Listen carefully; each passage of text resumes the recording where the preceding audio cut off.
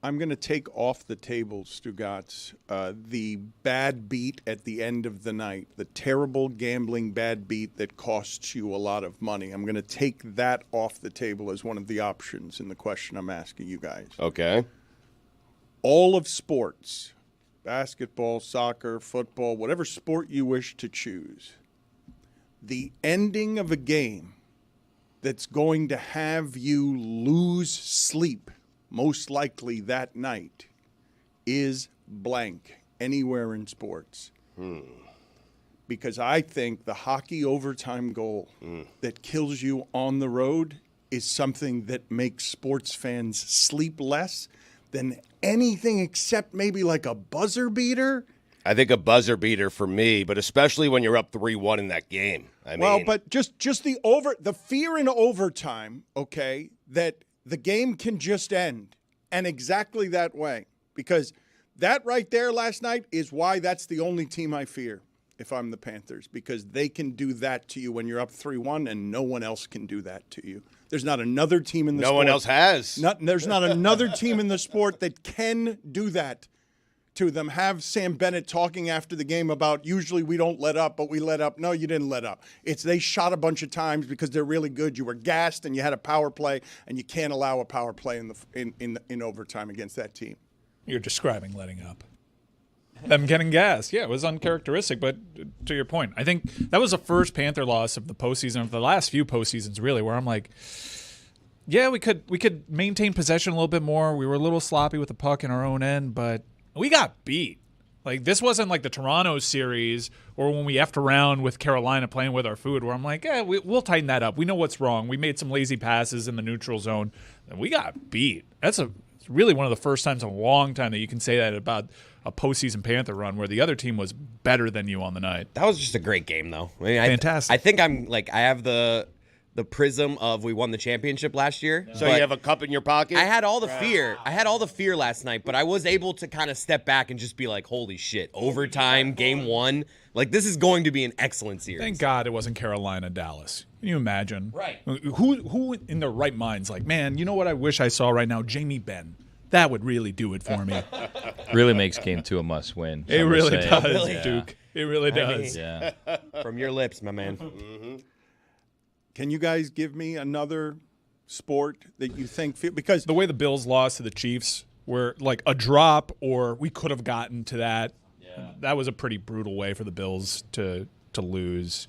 A controversial call. A fiestable still wakes me up at night. A bad error in baseball. Like, I know people don't care about baseball, but like the Buckner situation, bottom of the ninth, bad error, and you're like, that's a bad Game 6 of the World Series, though. It takes that. But just losing on an error. Like David Freese, the Rangers are an out away from a strike away from a World Series twice in a game, and then they end up not winning the World Series at all. But your point's taken, Dan. That sucked. Not great, but it was game 1, and that's what Panthers in 7 can look like. everybody's rooting against the Panthers, and I will tell you I had a thought that I haven't had until now last night because I am scared of what Edmonton has become. My thought was, man, it would suck and feel like underachievement if the last 3 years only ended in one title with as good as this team is.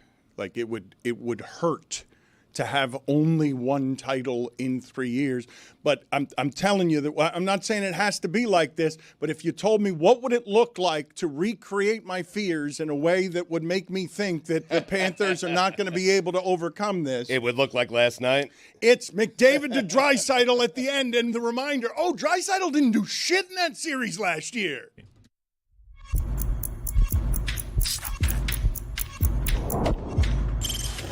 Stop that. Stop that.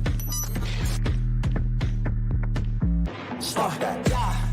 I hear him chat to the noise. Move too quick, can't stop for the talking. I hear him chat with the walking. Just too sharp with the prize. White girls better tell me I'm awesome. Yeah. Hot like fire on the pan. If you wanna touch my please use caution. Cold like 0 degrees. I'm out the cage, gotta let out the beast. Revolutionary, gotta let out the streets. Locked in a cage, I'ma let out the wake up, let out the sheets. We came for one man, forget my peace. You take the west, I'll take on the east. I'ma put him in the cage, never let out the. I I hear him chat to the noise, move too quick, can't stop for the talking. I hear him chat with the boys, man so tough, but man's keep walking, yeah. Just too sharp with the prize, right guys, let her tell me I'm awesome, yeah. Hot like fire on the pan, if you wanna touch my please use caution. Stop that, stop that, stop that. Put it on the poll, please, Juju, at Le Batard Show. Given his name, shouldn't Dalton Kincaid be better at football? Given just his name. I was thinking about great names, Stugotz, because Draisaitl, we're going to try and fix that echo. Is everyone getting that echo, or am I the only one getting that echo? Draisaitl is a pretty perfect name for a hockey player, and I wanted to ask all of you to give me what you believe to be the most perfect name in the history of hockey players. Oh, wow. Do you want to play this game? I believe it's an eternal game. Men of our age can play at any time. It can break out anywhere you are and be fun for the whole family. I've been waiting for this game and this show my entire life. I have 5. I mean, how about that? You have 5? Yes. 5 perfect names. Well, 5 cool hockey names is what I have. Yeah. Okay, so you're claiming, because I think I have one that will be the winner. That Johnny there will Hockey? be no winner better than the one that I have. Rest in peace. I was actually Johnny Gaudreau. You want to start with number 5? Sure. Number 5, Leon Draisaitl. We need the fanfare, Roy. He hit the fanfare. I heard it. I got it. I can't hear fanfare. All right. What's going on Now there? we got Robert. We got DJ. Robert we got a Kirk. team of people coming in here to Robert try and fix GQ. the echo, so it's not just my echo here. Echo. Wait a second. I heard that one. There's one name that if it's not on your list, shame on you. Rick Tocchet. It's not on the list. I was just asking Mike a question. Get ready to be shamed. Huh. Number 4, Darius Kasparaitis. I'm glad that's on there. An echo chamber. I don't hear the fanfare. I'm just letting you guys know. Number 3. Jeff Bukaboom. That was the name. Yeah, that was the name. Yes. I don't think that you're going to be able to beat mine, but let's see. Jeff It might be the final Bukaboom didn't two. beat Draisaitl? What are we doing No, here? I'm going to beat Draisaitl. I've got one better than Draisaitl. Really? Yes. Number 2, Billy Smith. Islander goalie. I named my Screw cat you. after him. He died. Screw you. If you're going Islanders, you go Ziggy Palffy. You go Ziggy Palffy if you're going Islanders. And number 1, the great one. That's not a name. Ziggy Palffy. Billy, what? What do you guys have? What do you guys? I mean, there's no better name than Jeff Bukaboom. I Wow. disagree. What if I counter your Bukaboom with Ray Joe Ruotsalainen? Oh, wow. A Ruotsalainen. Given the confidence behind that one, I feel pretty good about Jeff Bukaboom. You want to spell? You want to try to? I don't know how to spell Ray Joe Ruotsalainen. Careful. That's the tough part of the name to spell. I know. Jeremy's birthday yesterday. You'd be damn careful. Yeah. No, Jeff Bukaboom is a name. It's a good one. How about Nikolai Habibulin? Oh, wow. The Bulin Wall. Wow. That's a great name. Good name. It's a great Good name. hand. It's a great name. It doesn't bring the Bukaboom, though. Jeremy did just turn 30 and made us feel old by saying he had his first professional thought post 30. What was your first professional thought post 30? I'm a little bit afraid to say it because I think Samson will use it against me inevitably in working here. But at 30, you go from being like a young person to young for a person. And professionally, what I realized is I'm no longer a young star in this business. I'm just a star. And like, that does not feel the same way. Nobody likes a star. Is that what it is with you? You just called yourself a star? A lot of people were calling me a young star. And I mean, I'm not young anymore, so. I thought you were like 34 easy. Birthday to him. I don't care. Good luck. I've aged a lot in the last few years working here. An old 34. Yeah. You did think he was over 30, right, Billy? That he just looks Yeah. over 30. Yeah, you have a look like you're over 30. Thanks. I'm a little bit stunned that he just called himself a star. I don't think I've ever heard anybody do that The before. echo's gone, though. Ishbia is fun to say. I mentioned this yesterday. Do you have, and all these names that we just said are fun to say. The great one. I mean, Zolly Zalapski. oh, my God. Wow.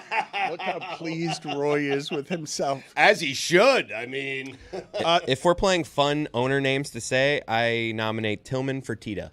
Yeah. Oh, that's a good one. Good one. It's just owners. You're just doing. Well, that's it what in we were the doing owners? yesterday with Ishbia, so I want to play that game. How about Garth Butcher? Pretty good name. The Butcher. They actually called him the Garth. It's weird.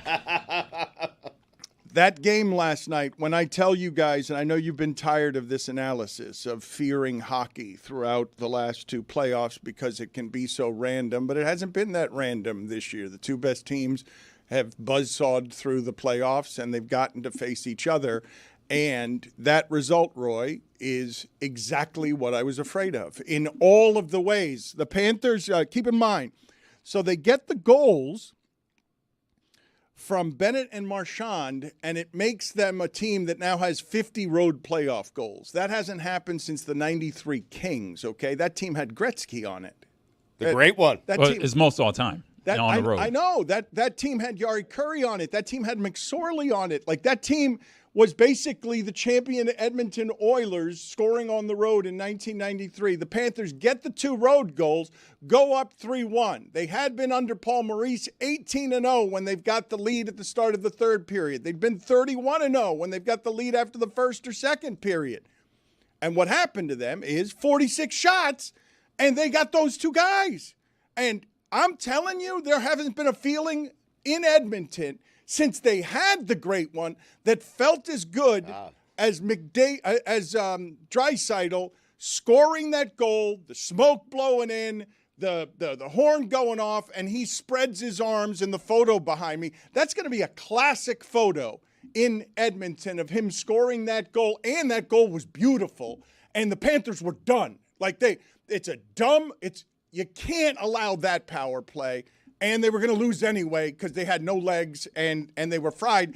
And I'm not used to it because they're the boa constrictor in the third. They crush everybody in the third. They're not the ones who get tired. Yeah, they looked absolutely exhausted. The breakouts were basically flipping the puck in the air like what they did against Carolina. And when they actually tried to get into Edmonton's zone, there was a dump in and they couldn't support their own forecheck. It just looked like the legs weren't under them at all. I feel like it's a credit to the Panthers, though, how much they were in that game last night. That thing felt from the beginning like this could be bad. This could be a 5-1 Edmonton Because win. they scored in the first 2 minutes? They got outplayed that whole first period. Outside of like a 3-minute stretch, that first period was dominated by Edmonton. We're up after that first period. We dominate the second period. The third period was not good, but I take away from that, like, we're right. Like, yes, Edmonton is better, but we are too. Like, I feel good about the Panthers after that game. That's a bad loss, man. They're No. 18-0 under Paul Maurice when they lead after two periods. They were Like, due. it's a bad That's loss. not a bad loss, dude. That is a tough game. That is a great team they're playing on the road. Chris, It's not, game one, Stanley Cup Finals. Right, and they played. You're up 3-1. I'm not going to, like, yes, we lost. They didn't play well in that third period, and yes, I'll give you that, but I'm not going to sit here and say this is going to be this is a 21-period series. Yeah. Game 7. With the context of they don't blow 2-goal leads, it hurts, but that was the deserved result. Edmonton was better on the night. Ron Tugnut. Oh, wow. Wow. That is asinine, what he just said. Tug nuts? Do you know how bad Tug Nut? Not Tug Nuts. That's the whole family. I didn't say nuts. That's the whole family. The Tug Nuts. Yeah, that's the whole family is the Tug Nuts. What he just did is perfectly Chris Cody. He says it's a 21-period series after an overtime game. 21 and a half. Wasn't a full period. So how many periods is it if there's another overtime game? There is something a little liberating about how Chris said you have the cup in your back pocket. And, yeah, it would stink that if this run after 3 years concludes with just one cup. I mean, they made it as an 8 seed to a much better, much healthier Vegas Golden Knights team. They were broken in that final. That was the achievement, to finally get there and get past the Tampa Bay Lightning, at least in the bracket. And they got their cup, but this time they're running into someone that you look across the ice at and you're like, damn, they might be better. And there's something there is relief in that, okay, it's not something stupid. We're not beating ourselves. Those are two of the best players in the world, and you gotta tap into something extra. And it may be that they have nothing left after a 3-year run. It may be that. Jonathan Chichu. Well, it was stupid. What? The- Oh, my The delay of game penalty by Tomas Nosek. That was You're you a can't do that. I know he's been dependable. You're fourth liner in overtime. That's the kind of stuff that happens. And as soon as it happened, you realize that we're not going to. It survive cost you this. the game. Yeah, but we can't play this game though. lot of I things was cost us a game. I was with Panther fans last night, and they start doing the thing. Why is our fourth? It's like this fourth line has been carrying us this entire playoffs. We don't. They have one bad game, and you're going to be like, get this fourth line. No. This is why we're so good. We play our four lines, and they've played well. Yes, that's a bad penalty, but I'm not going to punt on Nosek after one bad play. Paul Maurice was very quick in the postgame to highlight we're not in this position. We're down 2 goals against Toronto in Game 3. We go to overtime. That fourth line saved our bacon. Nosek was a huge part about that comeback and eventual series win. Yeah, it was an unfortunate penalty. You knew they would make you pay for it, but whatever. Those are the breaks. Thankfully, they got to win 3 more games. So when you guys say good loss or bad loss, I think it's a crushing loss. And it's because it's the first time in this postseason where a champion can look across the ice and be like, oh, shit, they might be better. It hasn't happened. They haven't had any reason to think that through everything they've been doing. But when you're the best at something, and in Game 1, they erase that because they're the one team in the sport that can. 3-1 doesn't matter against them. That's a fine. Stugotz, pay up. I'm not certain it was my phone. I mean, Then why are you holding it? I know, but how do you know my phone is the one that buzzed? I don't know. Because- I always have it on silent. Yeah. It was me. Why? Yeah. Anyway, the Panthers, obviously, they gave up that early goal in the first period, but they quickly erased that. So I'm not really worried about them going into Game 2. They're going to adjust, and they're going to play better. Okay, you say that, but you also would acknowledge that what I'm saying is something that is totally reasonable. Yeah. That the Panthers can look across the ice and think that they're facing something that might be better than them. But I think Edmonton can do that too. Yeah, Let me explain something here, Dan. They're not giving you what you want. What you want is tears. They're giving you confidence. Okay? I'm not giving confidence. Like, he literally just sold my take. Yeah, they might be better. And if that's how this ends, I guess, yeah, shit. We ran into the player of his generation that is peaking at 28 years old and doing all the things. And Greg Cody should shut his mouth when it comes to Connor McDavid's defense. He showed you that was the best defensive forward, McSelkey on the ice. He saved several plays, several chances for Edmonton. I don't understand why there's this notion, because maybe he's not winning the Selke Award and people aren't talking about it because he's a demigod offensively. But there is no reason for Connor McDavid to not be one of, if not the best defensive forwards in the league. He has all the tools. He has the instincts. He has the speed to make up for mistakes. He showed you why. He was much better defensively than Draisaitl, who's awesome this year. He was much better than Barkov, who's an all-timer defensively. He was incredible last night. What do you guys yell whenever McDavid gets the puck around like mid-ice and he's getting going? Like, I'm always like, cut him off! Like, it's so hard to do that. Just go shit, like, shit, just shit, me shit. with like Shit, a beer in my hand. Cut him off! Like, as if that's an easy thing That's to right. do. It's good coaching. It's good I mean, it's good advice. Stop him! Be faster Like, than the that's me fastest man every alive. time. He gets the puck, he gets going with the speed. I'm like, cut him off! Radic bunk. That's good. I just sort of try to catch my breath and gasp a little bit and whimper. I put my hands on my head. I'm like, ah! Jerome Ginla. When they are on a power play and they have possession, I am just hands on head, like, oh. They have the thing every team wants. It's not just The greatest player ever, It's not yes. just the player. It's not just the player. It's what they are on the power play. It's basically your entire fan base feels like it's on skates going backwards. The entire We're all skating together. The entire fan base is backpedaling. Like, It's the greatest player ever. I know Draisaitl is really good. He's won the Hart Trophy, which is the MVP of that league.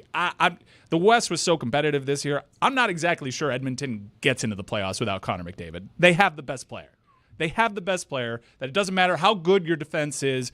You know where the puck is going, and he's terrifying every time out. His best is better than your best every time. You have to win when he's off the ice. That's what they have. They have the best player. They are in this position because they have Connor McDavid. It's not anything else. Yes, you can pull puppet strings and other guys can make contributions. They're probably not even a playoff team without that guy. I thought both goalies were great last night. Yeah.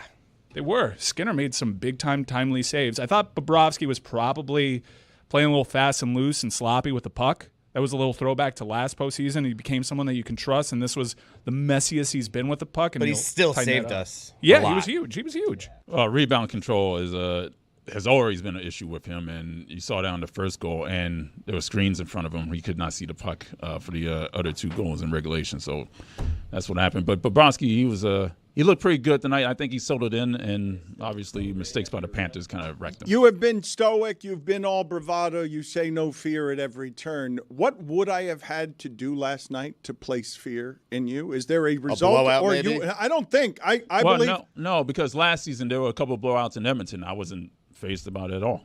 With a 3-0 lead, yeah. We're good. We can survive this 6-1. The thing about last night, I think you would all agree with this part.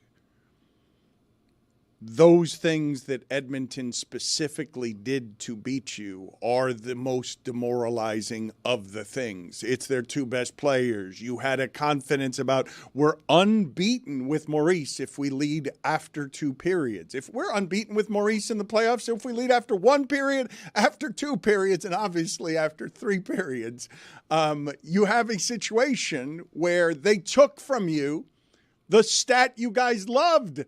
They took 1 game into the series, and in the most heartbreaking way, it's overtime.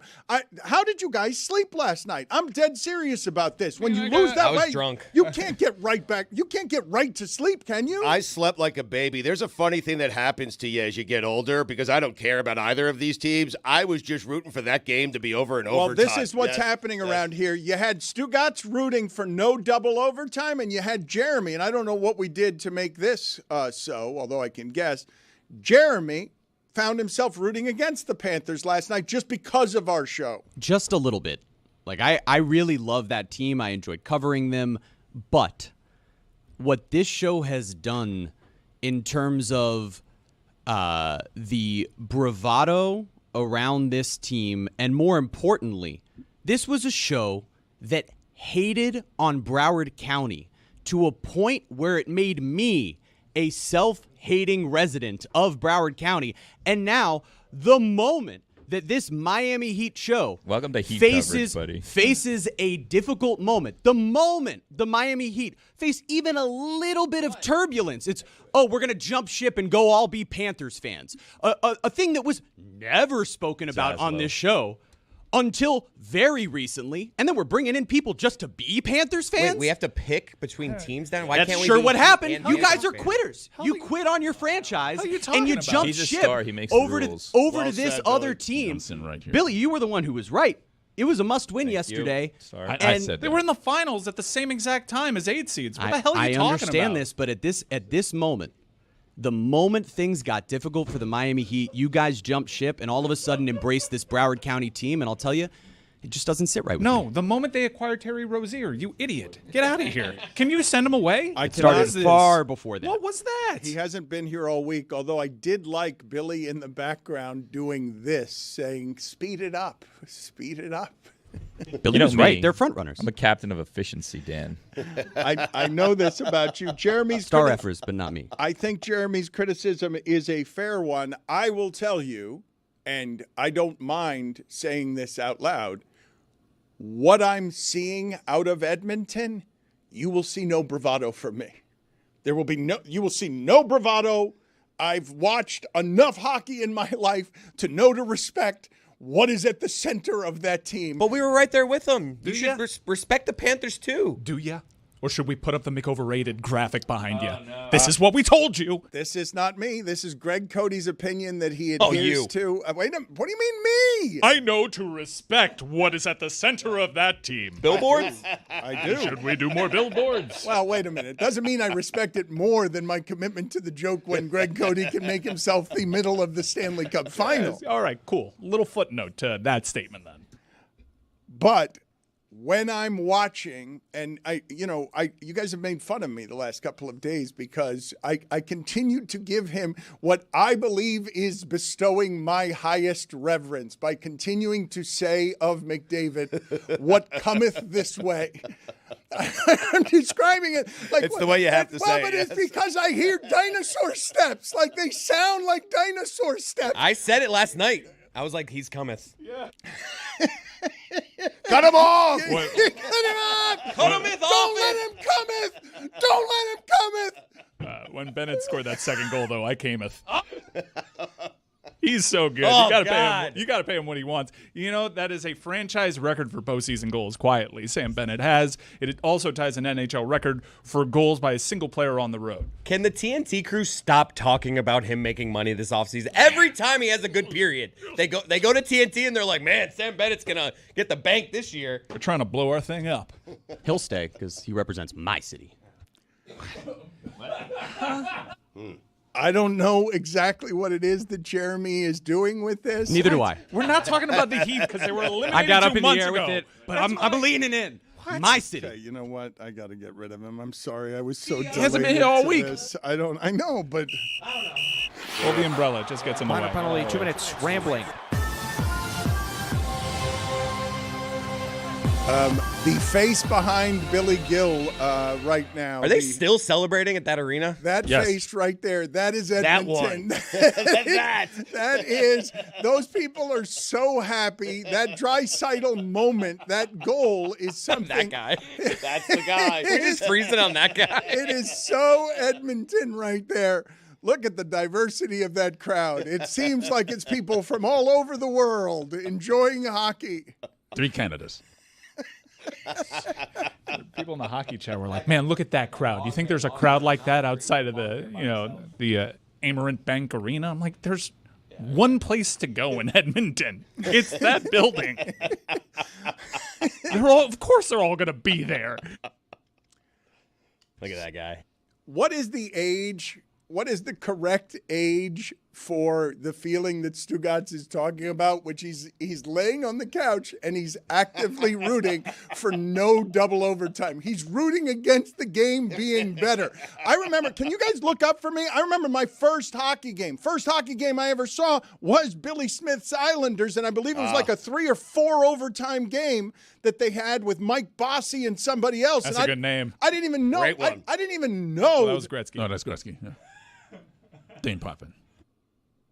I didn't even know that there could be such a thing as a playoff game because I just didn't know anything about hockey. I'm literally watching on network television. There are 3 channels in whatever year it is that it would be that they would be showing the hockey finals. I'm not even sure. It wouldn't have been on tape delay, right? That was basketball back then that would have been on tape Yes. delay. But there was a 3 or a 4 overtime game, and it just kept going and going and going. At what age do you become so old that you don't even want double overtime anymore? You don't even care about the investment that you've made. Like, to me, that's like walking out of a movie 3 minutes before it's over. Right. I mean, when it's a Stanley Cup, you don't want it to end. But when that goal went in, well, actually, when the penalty happened, I'm like, it saves me like $40 on the sitter. Let's beat traffic. It's not game 7. This rate is friendly. It's game 1. Why is one half of the sticky bandits over my shoulder? But Dan, if you're into the game, I don't think you care. Like, I'm not certain if this is the game you're talking about, but the Islanders' first cup was a goal by Bobby Nystrom from John Tonelli, which happened, I don't know, with 7 minutes left in overtime, the first overtime. But you'll stay up. When you're young and you care about the team that's playing for the Stanley Cup, you'll stay up all night and watch the game. Mm-hmm. I'm just getting old. Game 4, the 96 Stanley Cup final against Colorado. It's like the Really, latest I had ever stayed up during a school night. So, Billy, we did not talk about this yesterday. Your Marlins were swept by the Colorado Rockies, who came into that series not having won a series in more than 250 days. Yeah. They sweep your Marlins. Did you pay attention to that series? Have you wandered over to where the Panthers are with any kind of caring, or were you just wounded from being swept by the Rockies and had no time for any sports last night? No, I had the hockey game on, the Stanley Cup, the Panthers and the Oilers. The Marlins had a nooner yesterday. I think it was like a 12:40. They were done early. They were done like 2:30. Getaway day. Rockies came in. Rockies had won, I believe, 9 games coming into the series, and they won 3 games this series. So a third of their wins, well, now a quarter of their wins of the 12 have come in the last 3 games. Don't look now. Oh, don't look now. Rockies are coming. Getting hot. Yeah. Here come the Rocks. Just like that, the Rocks are back. So you do realize that the Rockies, because they started 8-50, started worse than any team in the history of our most historic sport. Yeah. It's too bad. People should have taken the over on the season wins. I think it was 37.5. Who knows what it is now? I'm going to look into this now. It's probably damn near 39 after that series. Well, this is weird, right? Because the Dodgers were the win total for the Dodgers this year was over 104.5. Do you realize what the Dodgers are in their last 18 games, Stugotz? I'm going to say like 15-3. They're 8-10. What? Dodgers are playing another sport. Like, Dodgers aren't in Major League Baseball. Enough of the Dodgers. That's how you play the game, Stu. They're 8-10 in their last Not my first 18. What do you rodeo. mean they're playing another sport? The Dodgers. They lose more than Karl Anthony No, Towns. Dodgers will be fine. Don't worry about the Dodgers. If you're worried about the Dodgers, you're being a silly boy. The Dodgers are going to be just fine. Dave Roberts is going to be there forever. Dodgers. Don't get me started on Dodgers. Okay. Did you just call Cat a loser? I said they win less than Karl Anthony Towns because I was making a callback to Karl Anthony Towns as a winning record, but only if you include his college career. He has a losing record in the pros, but if you include what he did. What'd you call him? I didn't call him a loser. I only called the city of Toronto losers, the Maple Leaf franchise. I only call franchises losers and cities. I do not call individuals losers. It's a little life rule. Where you draw the line that I have. Yes, it's easier to take out a whole city without taking out any one person personally. But what if it's an individual sport where the person is the franchise? Then can they be a loser? Like, can a golfer be a loser or a tennis player be a loser? I don't call human beings losers. But they're the franchise, Dan. I call. You're not better than me. I didn't say That's a I was better good than take, you. Chris. I didn't say I was. I don't know if better I than agree you. with it, but it's a good take. You don't call people losers. Do you call people stars? I don't call myself a star. I don't. Neither do I. A whole bunch of other people did, including you. Come here, let me fuck you. Knew there was a reason you two were in together today. Mike Ryan has an exclusive Ronaldo report. How are we dressing these up? How are we? Are we dressing up your exclusive reports? So I put on the journalism cap. Wow. As you know, I broke the biggest story in soccer history when I was on the Messi beat for a year and a half, nailing it. Right. As other reputable reporters were telling you the opposite. I was telling you Messi to Miami is a real distinct possibility, and then I broke that Messi was coming. This is a big name we're talking about. Is this a bigger story? no. No. Cristiano Oh, okay. Ronaldo is out of contract. He's renegotiating with his current club, Marseille in Saudi Arabia.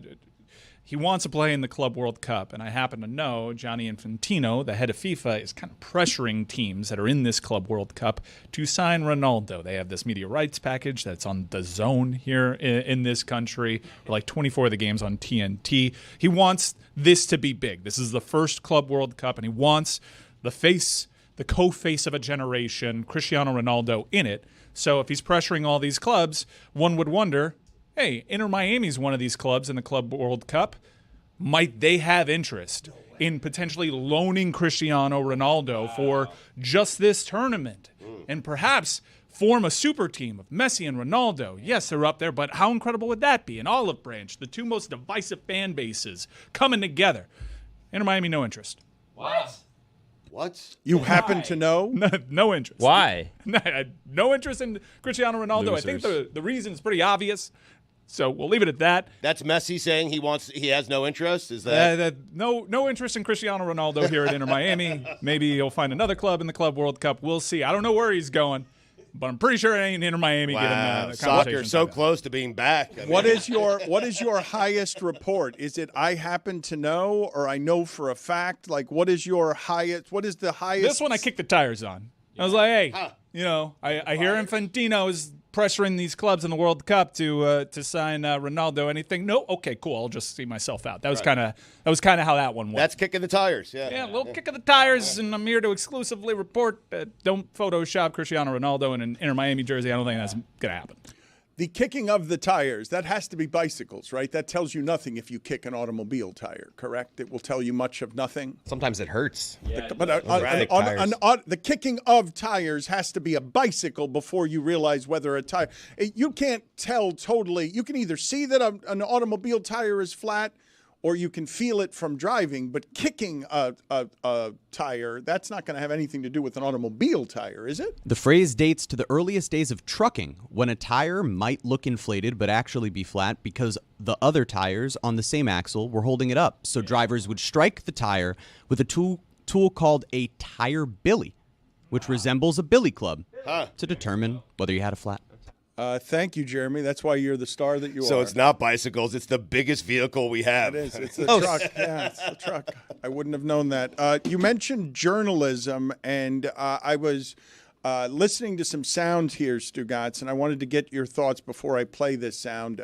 The feud between Pablo Torre and Bill Simmons that has now ended because Bill Simmons hadn't actually seen any of the reporting Pablo had done and just had commentary that wasn't informed by anything. And that's how you do it, Dano. They reconciled. If I tell you the Sports Hub in Boston was talking about this feud between Pablo Torre finds out and Bill Belichick and Bill Simmons. Can you tell me where you think the Sports Hub in Boston would side in this particular feud? I think they'll side with Pablo over Bill Simmons. I'm not certain the guys at the Sports Hub really like Bill Simmons that much. I don't know. Bill Simmons is a Boston icon, is he not? He's Bill Simmons is the Sports Hub. I would assume that the Sports Hub would be a place where you would find a haven for Bill Simmons. But I was a bit shocked when I heard the commentary on the Sports Hub. I get it. You're so much better than this, but you're doing a podcast on a movie from 1978. Well, that's what everyone's got time for. You know what? What the hell's he talking about? During a podcast referring to a movie that no one's seen for 40 years, you've got the audacity that a movie that came out when I was 3 that's not The Godfather or something, that you're, during that exercise, you're talking about Pablo Torre is wasting everyone's time with the Belichick story. You're literally doing something, the most frivolous thing that you could ever do. So Pablo Torre is the 50 Cent of journalism. Pablo, anything you need from me, baby, you reach out.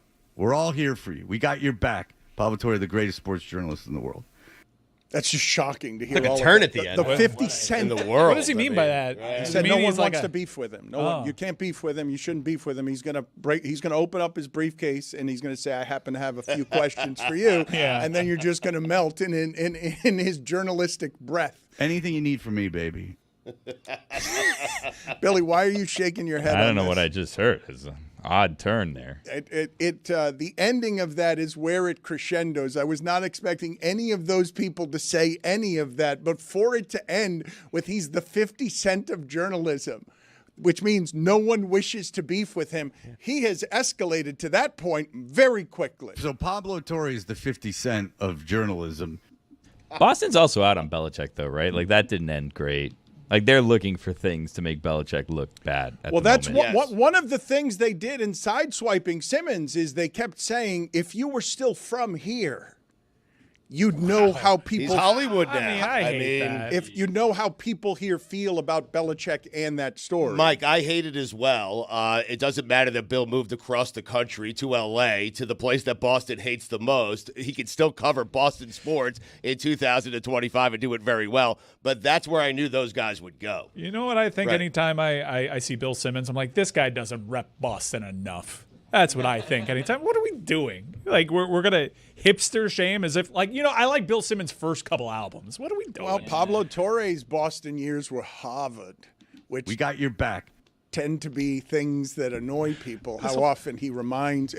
Right at the top of the Simmons podcast, he says, I didn't fly in for this. I was here for the Peabody. Yeah, that was a flex. Well done. That was a mad flex. Proud of him. And also, like, a good shame card to pull. Like, you kind of ruined that for me a little bit by not calling me a journalist. The whole thing was silly. And I think they both reacted in kind when they recorded the podcast, and you realize all of this is very stupid. Congratulations to Pablo for winning the big trophy, huh? The Peabody. He didn't win it. He didn't win. But Awful Announcing did out put for a out a loss. story saying that he won the beef. So... Oh, really? Yeah. They said decisively Really? he won the beef. Wow. Yeah, I wrote the article under my nom de plume. I have seen an uptick. What's going on here? We must be doing numbers. Congratulations to Pablo Torre for officially winning the beef, according to Awful Announcing. a giant victory, but to win it in Boston. If he could only win one, the beef with Bill Simmons or the Peabody, which one do you think Pablo would choose? The Peabody. Really? Yeah. I choose Simmons. Yeah. Fun game, though. Peabody. Peabody. Pablo really wanted the Peabody. Really does. But he likes the attention too. So He does like the attention. He does. Pablo, I remember this is a funny memory. It used to be behind me in the coloring book of Pablo crowd surfing at the Moss Miami. But the funny memory is him standing at the end of the stage and whispering before turning his back and allowing those people to just carry him across the crowd on his back. He just says, "The child in me is a kindergartner who always wanted to be seen, wouldn't even recognize this person I've become who wants to do this thing where he crowd surfs." He loves attention Jesus so much. Christ, man, just crowd surf. I mean, Anything you need from me, baby. That was the part. That feels a little bit like insincere. That's the most Hollywood thing that I've heard. Anything you need from me, baby. They're criticizing the Hollywood bona fides of Bill Simmons while sounding like a producer. This is really a spectacularly insincere overreach. Anything you need from me, baby.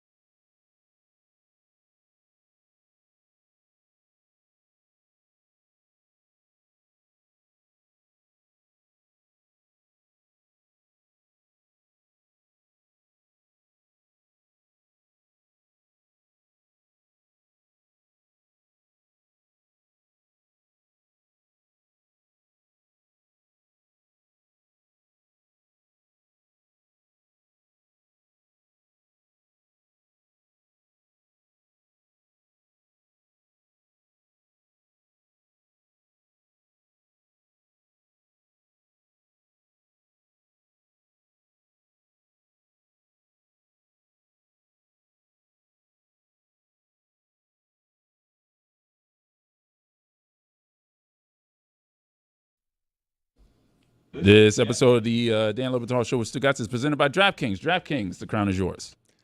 Chris Cody, why are you laughing? We're just obsessed with this music video back here.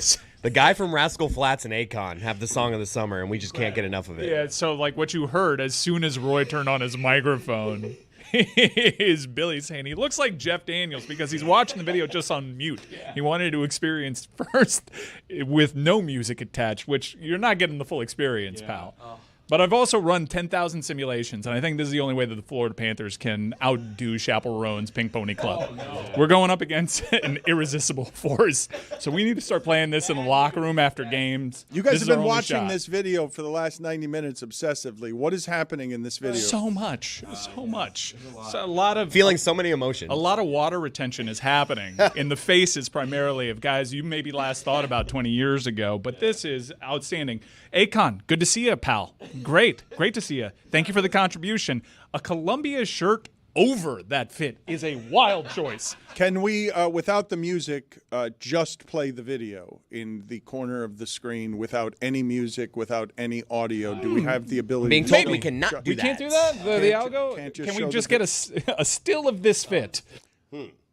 Just show the face. A lot of Pablo's producers are presently betraying him, and one of them, because he does have a lot of producers, says that the amount of times that Pablo mentioned the word Peabody on the Bill Simmons podcast was totally crazy, and that Pablo's friends assumed that he had won the Peabody. Didn't have a clue that That's what I thought. that yeah. it was just a nomination from the amount. I mean, he might as well have won the Peabody given how he celebrated the nomination of the Peabody, it feels like. I have something I want to read to you here where Marty Smith was moved enough by something to write a little bit of poetry. But before I do that, Billy has been demanding that the Seattle Mariners in these divisive times pick a side. Pick a side. They need to pick a side. Stugotz, you know what's going on with the Mariners? I have no idea.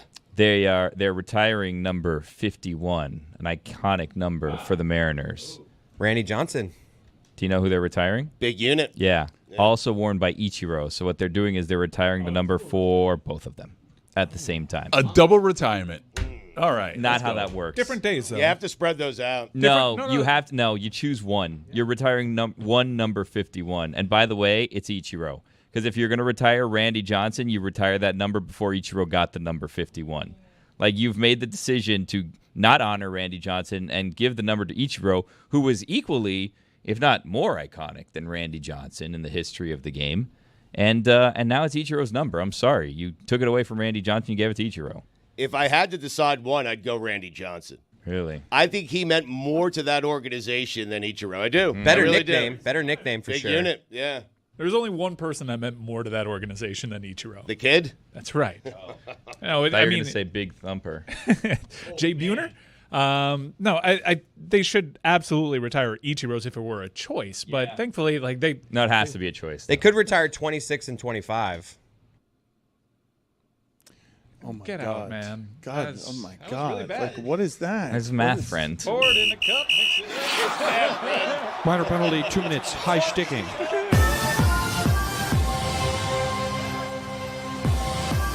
Billy had a good line yesterday that he snuck in while David Sampson was talking, calling Kevin Durant too old. Billy just said, "You signed Ichiro."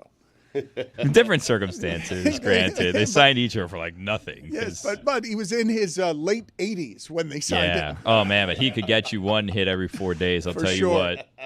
The only other players in Mariners history to have their numbers retired are Ken Griffey Jr. Okay. and Edgar Martinez, of which they retired number 24 for both of them. Oh, Mariners. Like, enough of this. that They're work? making a habit of This this. is They ridiculous. played on the same team. They didn't have the same number. Like, for most of their careers, they were teammates. That's against the rules. Now they're just waiting around because they don't want to run out of numbers. So, like, we need 2 people good at every number, and then we'll retire said number, not honor just one. Marlins are the opposite. They have Jeff Conan. They're like, you want to wear number 18? You want to wear number 19? Let's just retire all the numbers. They don't retire them. I think in part that's why they're not retiring numbers, because they're like, Niner, pick a number, buddy. I thought Edgar wore number 11, then Griffey came and he was wearing 24, then gave it to Griffey and took 11, right? That's what I think happened, but I'm Yes. going to confirm that. for Wait, you. but are you reporting that the Mariners are going to have 2 numbers retired by 4 players?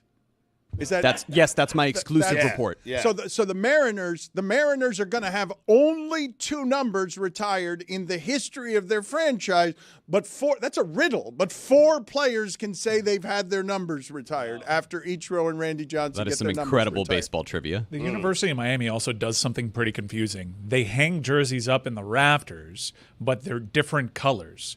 And if you're one color, you're retired. If you're another color, you're merely honored and other people can wear that number.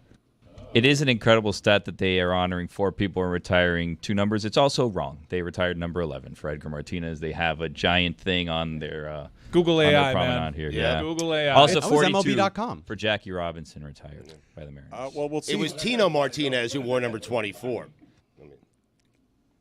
Well, I don't think they retired Tino Martinez's number. I'm just saying he wore the number 24. I mean, they could do the same thing that the Lakers did with Kobe Bryant. I mean, they retired 8 and 24. Yeah, that's excessive. That's a lot. But I get yeah. it. Well, They could do the 26 and 25, though. When he did that, when he decided, when he was living and with us, and he's like, I'm just going to switch my numbers. I'm like, I'm on to you, pal. I know what you're going for here. Yeah. That's very selfish. You're taking 2 numbers. Was this a scenario where Ichiro came to Seattle and he asked Randy Johnson, hey, can I wear your number? And Randy said, okay. I think Randy Johnson was gone. Yeah, he had been traded. And so he didn't have a say in the matter? The number was available. And they Okay. were like, yeah, we're not planning on retiring this jersey either. Who are you? There's no way you can live up to that number. That's a whole nother thing, by the way. You want to honor Randy Johnson? Don't trade him. You decided he's not good enough for you. We're going to trade him. But That's not how that happened when he got traded to Houston. Don't trade him. Somebody help me with what I think is call one of my math friends because I think you guys got a lot of things wrong here. 23 was the number that was retired. No, or just let's go through this again because I don't think we've given accurate information. If we've retired the number of Tino Martinez, and we've got some confusion where Jeremy's sitting here saying he's got the right source. It's MLB.com, and the rest of you are accusing AI or whatever's happened to Google that all of a sudden gives you bad information. Unless MLB.com and their editors missed a typo in which number 24 was typed twice within this article, or Daniel Kramer is a liar. In this article, it says number 24 for both of them. But Billy's right. I just looked it up. It says number 11. We're going to have to get to the bottom of what went wrong in this MLB.com article. And I asked ChatGPT, a different type of AI, and they disagree with the Google AI. Wow. Whose It wasn't number has Google been AI. retired? I mean, that's what Dan's trying to Jackie do. Robinson for sure, 42. Yeah, definitely. Edgar Martinez, Good yes, Number but 11. I think it's 11. Wait a minute. I thought that recently there was some controversy that the government was trying to expunge something with Jackie Robinson. Never mind. It's not important. So I'm going to read this from Marty Smith. He has decided to give his opinion on the Amazon Earnhardt documentary. Which rocks, by the way. He writes the following. The race footage in the Amazon Earnhardt doc is so badass, visually incredible, a symphony of speed. It felt different back then, grittier. Maybe because it wasn't so readily available as it is now. Maybe because there was a sense to us that NASCAR gave shine to rural America, authentically Southern, something we kind of knew about all along that the rest of the world was just discovering, like we were on the leading rough edge of a new frontier. The personalities and the conflict and the refusal to back down, rivalries that didn't end with a text message apology. They lasted years, books with chapters. There was mystique about speed back then, too. We've lost that a bit. We forget drivers are gladiators. It takes a special cat to sail it off into one at 200 miles per hour with no guarantee you'll come out of turn 2. NASCAR is experiencing a rebirth right now. I watch every race and I feel the resurgence. Awesome racers, wrestling, a challenging machine. But that footage from the 90s put me in a nostalgic blender. Those motors at full song, the suspension travel and the body shapes and Good Wrench and DuPont and Quality Care and Kellogg's and MGD and Coors Light stopped me in my tracks. It all felt so important. Motorsports Mozart. That was one tweet? Singular tweet. It was very long. I just like to gummy up and watch some left turns, pal. Tino, Dan, just quick correction. We're 23 for the Mariners. So if they retired 24 for Martinez and Ken Griffey Jr. and the other Martinez, it seems as though no Martinez has worn 24. Yeah, I retract my official report and my exclusive report that they've retired only 2 numbers for 4 players. It seems as though MLB.com has let me down, Dan.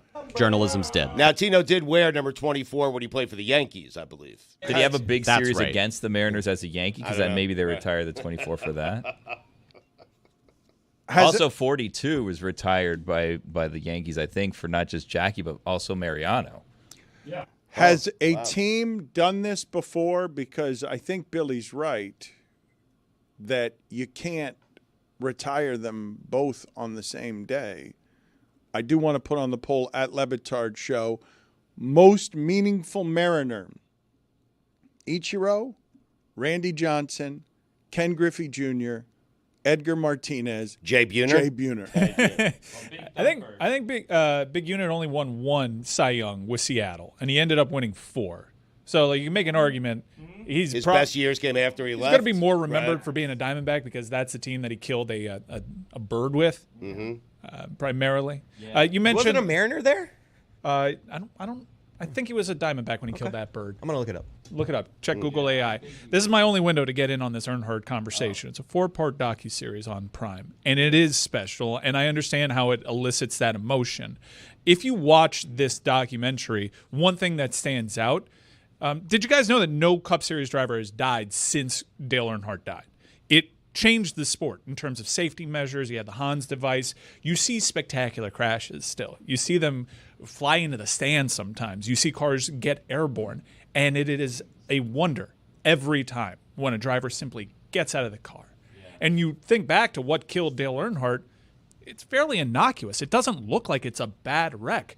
You see the wrecks that these guys had in the 70s, in the 80s. They definitely risked life and limb every time they got into that car. It's a miracle how safe these cars are now. And I would implore the audience to check this out because Dale Earnhardt was an uncommon badass, but he was also like super cold. And it's a story about a son looking for his father's approval. And I'm talking about Dale Earnhardt Sr. there. And that kind of just masked the entire experience that he has with Dale Jr. It is a story about a father and son relationship. It is a story about gladiator spectacle in the most dangerous possible ways. It's one of the best things I've seen in terms of sports docuseries. It was awesome. And moreover, Prime's NASCAR coverage is spectacular for doing this for the first time. He was a D-back when he demolished a bird. Is it weird that him and Ken Griffey Jr. both became photographers in retirement? Yeah. Like, they're both just traveling the country, becoming photographers, concerts, sporting events. You just see them pop up. I don't think that the big unit does that many sporting events. I think Kent Griffey's really doing the sporting event lane. I think that big unit does more concerts and live events. Randy Johnson is a great photographer. He takes it very seriously. Can you guys explain to me, though, how this is working? Is Ichiro getting his number retired this season, Yes. and then they're going to retire a number that's already retired for Randy Johnson next season? That's exactly right. Is Ichiro's getting his number retired first this August, and then during the 2026 season is when they will retire number 51 for Randy Johnson. So they're re-retiring. Well, that's a heady play, though. You're mad if you're Randy. Well, no, you have to separate these days. It's business. That's all. Right, but you want to go first. Like, the person who gets it first is the person who really gets to retire. Yeah. I always think that, like, this is a morbid thought, but I always think when they do stuff like that, like when they're picking the order of when they're going to retire and honor people, like part of it, especially the elderly, you have to think, like, who's going to live the longest here, right? Like, that has to go into the thinking, which, again, morbid thought. But I did think, Jack McKeon's being honored by the Marlins this year, but he's being honored like third. Why don't we move that up to be first earlier in the season? Because you never know. I would have gone Randy Johnson first. You know, I've actually thought about this a lot, one number being retired for 2 players. And the answer might shock you as to the team that I always think this about. What? It's the Florida Panthers. Yeah. The number 10. Oh. Pavel Bure and Jonathan Huberdeau. Yeah. I think both on merit, certainly Huberdeau, deserves to have his jersey retired down here by the Florida Panthers. Everyone's talking about it. But Pavel Bure also, I'm very puzzled as to why he didn't get his jersey retired. Maybe what's going on over there? Pavel deserves it, and you could have the number 10 retired for both Pavel and Huberdeau. Why NASCAR, they don't retire numbers, obviously, because they need to constantly doing things. But you would have thought the Intimidator, number 3, would be retired, huh? But no. You would have thought, and when he first died, Richard Childress said, no one's ever driving the number 3 ever again. Harvick came in the 29, and now Austin Dillon drives the number 3 because of merchandise sales. Yeah. It's huge business. I have a list of MLB teams that have retired multiple numbers for players. Is it accurate? This is going to be the 8th time. The Yankees this is have according done it, to right? Alex Mayer. There are 2 that are technically sort of an asterisk because when you look at the Yankees and the Cardinals, they have Mariano Rivera and Bruce Sutter retired respectively for number 42. Yeah, And that's Steve with Martin, Jackie of course. Robinson. But otherwise, the Athletics have Raleigh Fingers and Dave Stewart for number 34. The Yankees have Bill Dickey and Yogi Berra for number 8. Washington/Montreal has Rusty Staub and Andre Dawson for number 10. Cincinnati has Willard Hirschberger and Johnny Bench for number 5. Fergie Jenkins and Greg Maddox in Chicago with number 31. And now the Mariners, number 51, Ichiro and Randy Johnson. Huberdeau also wore number 11, so I'm going to lay off of that strain. Great hockey name. Can I propose a rule change for Wait a minute. retiring Wait of a minute. numbers? That mistake. Hold on a second. Let That me was get bad. him I'll out hold of the here. umbrella. Let me just get him out of here. Like, what is he Just doing? gets in the way. I mean, come on.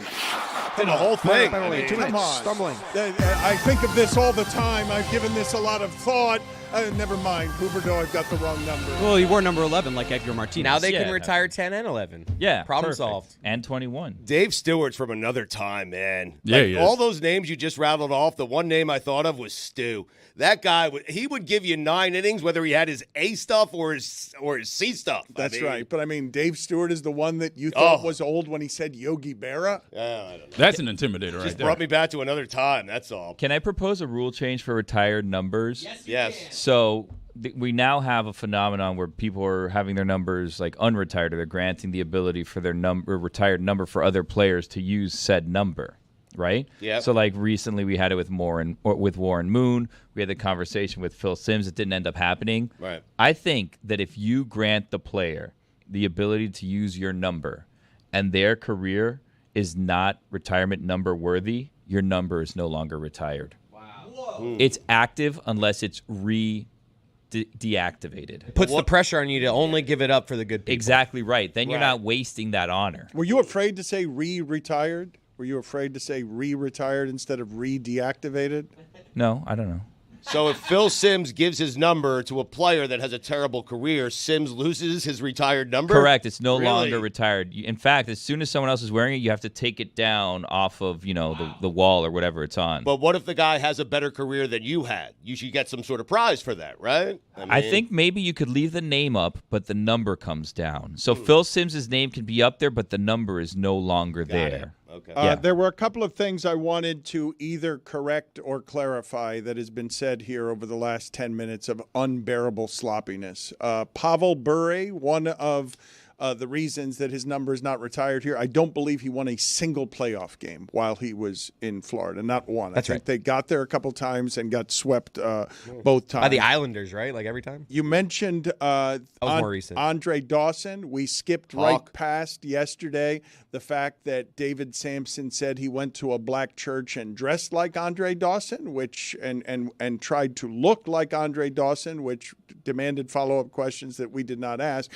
But I saw something yesterday, and I don't think it can be accurate. It was Rick Sutcliffe telling a story about Greg Maddox and Andre Dawson. Greg Maddox and Andre Dawson were on the same team. Andre Dawson was hit by Eric Schau in the face with a pitch. Wow. These names. Eric Schau hit Andre Dawson in the face with a pitch. Andre Dawson, classy, just unbelievably distinguished as a player. One of the coolest things ever done by an athlete of any kind was before he went to Chicago. He was being colluded against. He told the Chicago Cubs, just pay me whatever you want. It's a blank check, not a black check. A blank check. And then for $500,000, he went out and won the MVP of the league. But the way that An MVP he didn't deserve. It's in Stugotz's book. It is. Stugottsbook.com. Yeah. Is that still active? Yeah. Andre wrote in the book. He did. He said I was an ass. Stugottsbook.com is allegedly still active. It is. I can confirm Yeah. that. Also confirmed Pavel Bure 0 for 4 in the playoffs as a Panther. Wow. So Rick Sutcliffe told the story of, and you tell me whether this can possibly be true, because he said he was getting goosebumps while telling the story, that Greg Maddox was told before the game that if he won the game, he wouldn't have to go to the minor leagues. It was the very beginning of his career. Right. All he had to do was win the game, and he wouldn't go back to the minor leagues. And he had 3 more outs to get in order for them to have the lead after 5 innings so that he could get the win. And Sutcliffe says he said to Greg Maddox, do not go out there and retaliate by hitting any of their players. Go out there, get the 3 outs, stay in the major leagues, and then hit someone the next inning. And Maddox is like, tears in his eyes. No, absolutely not. I have to hit the next batter. And then he hit Benito Santiago, the guy with the most impeccable control, hits Benito Santiago. And then Rick Sutcliffe says he was sent back to the minor leagues. And the reason I don't believe the story is because I don't think they would just tell Greg Maddox, put the pressure on a pitcher in a game to say, you either win this game or you're going back to the minor leagues. It's so outdated, too. Talk about everything on the line. Like win being a pitcher stat. Like, that's wild. Right. I just don't believe that the story's true, but Rick Sutcliffe is telling it as it's true. And what if they gave up the lead and he gets a no decision? What happens then? Yes. That's the way that they told the story, and it was honorable and wonderful and also, I believe, an outright lie. I'm with you. I just don't imagine that's how things go in the big leagues. Hey, win this game and you stay, lose it, and we're sending you back down. Greg Maddox's first appearance in Major League came as a pinch runner. Huh. A extraneous fact that doesn't help me at all, but thank you. Oh. I miss pitchers pinch running. Yeah. That was the thing. Put it on the poll at Le Batard Show. Do you miss pitchers pinch running? I'm going to text Tim about that. Bartolo Colon. Well, how about, do you remember what they used to do when they pinch ran? Because they'd come out and give them Jackets. a jacket. Oh, yeah, Jackets. you needed a jacket. No.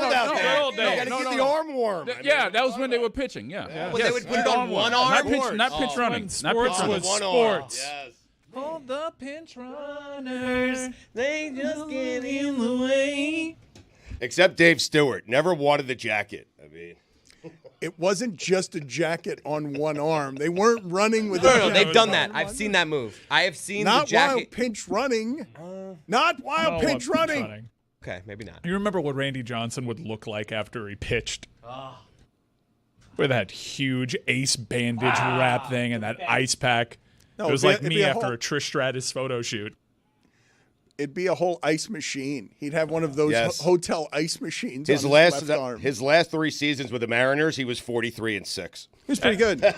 Guess how many innings Greg Maddox pitched in his first start of his career? 5. Complete game. Duh. Maddox. Mad Dog. Mentioning the Earnhardt documentary, I've been pounding that Untold series quite a bit because they're making some bad stuff. But the Shooting Guards series, or the Shooting Guards movie about Gilbert Arenas and Javaris Crittenton, was really well done. There was a lot of stuff in there that I did not know, even though Gilbert Arenas has spent a lot of time talking about this story. And what was also really interesting to watch that I did not know is how it is that a power dynamic can become hugely problematic when you have a guy who's a jokester sharing a locker room with a guy who identifies as a gangster. And now that disrespect is in play, and you get guys in the locker room carrying guns all of a sudden because the jokester is the one in power. And he's pushing Crittenton to, you say you're going to shoot me? Prove it.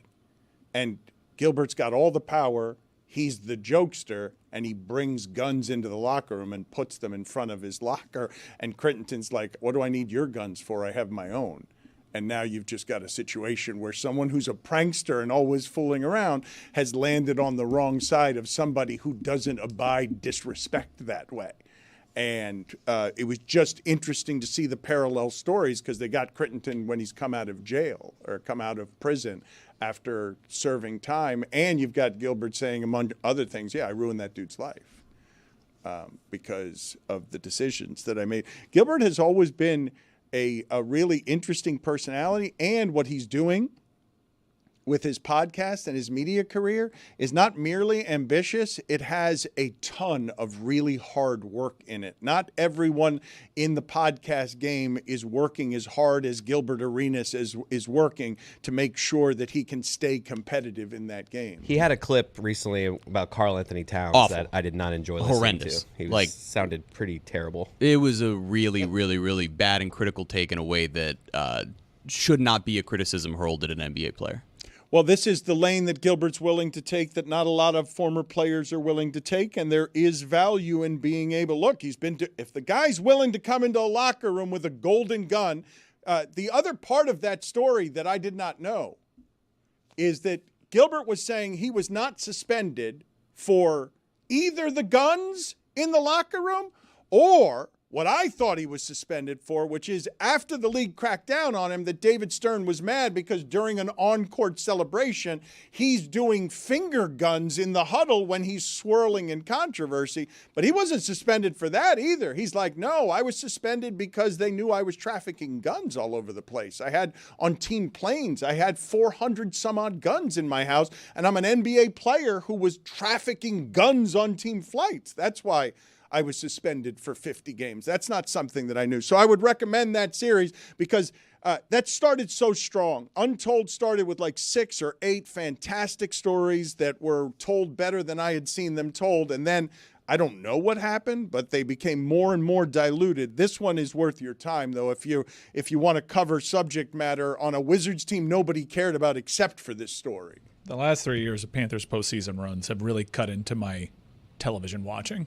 Yeah. I have to be very judicious, although I'm an episode away from finishing the studio and an episode away from finishing the rehearsal, and those are 2 great things. They're excellent, both of those shows.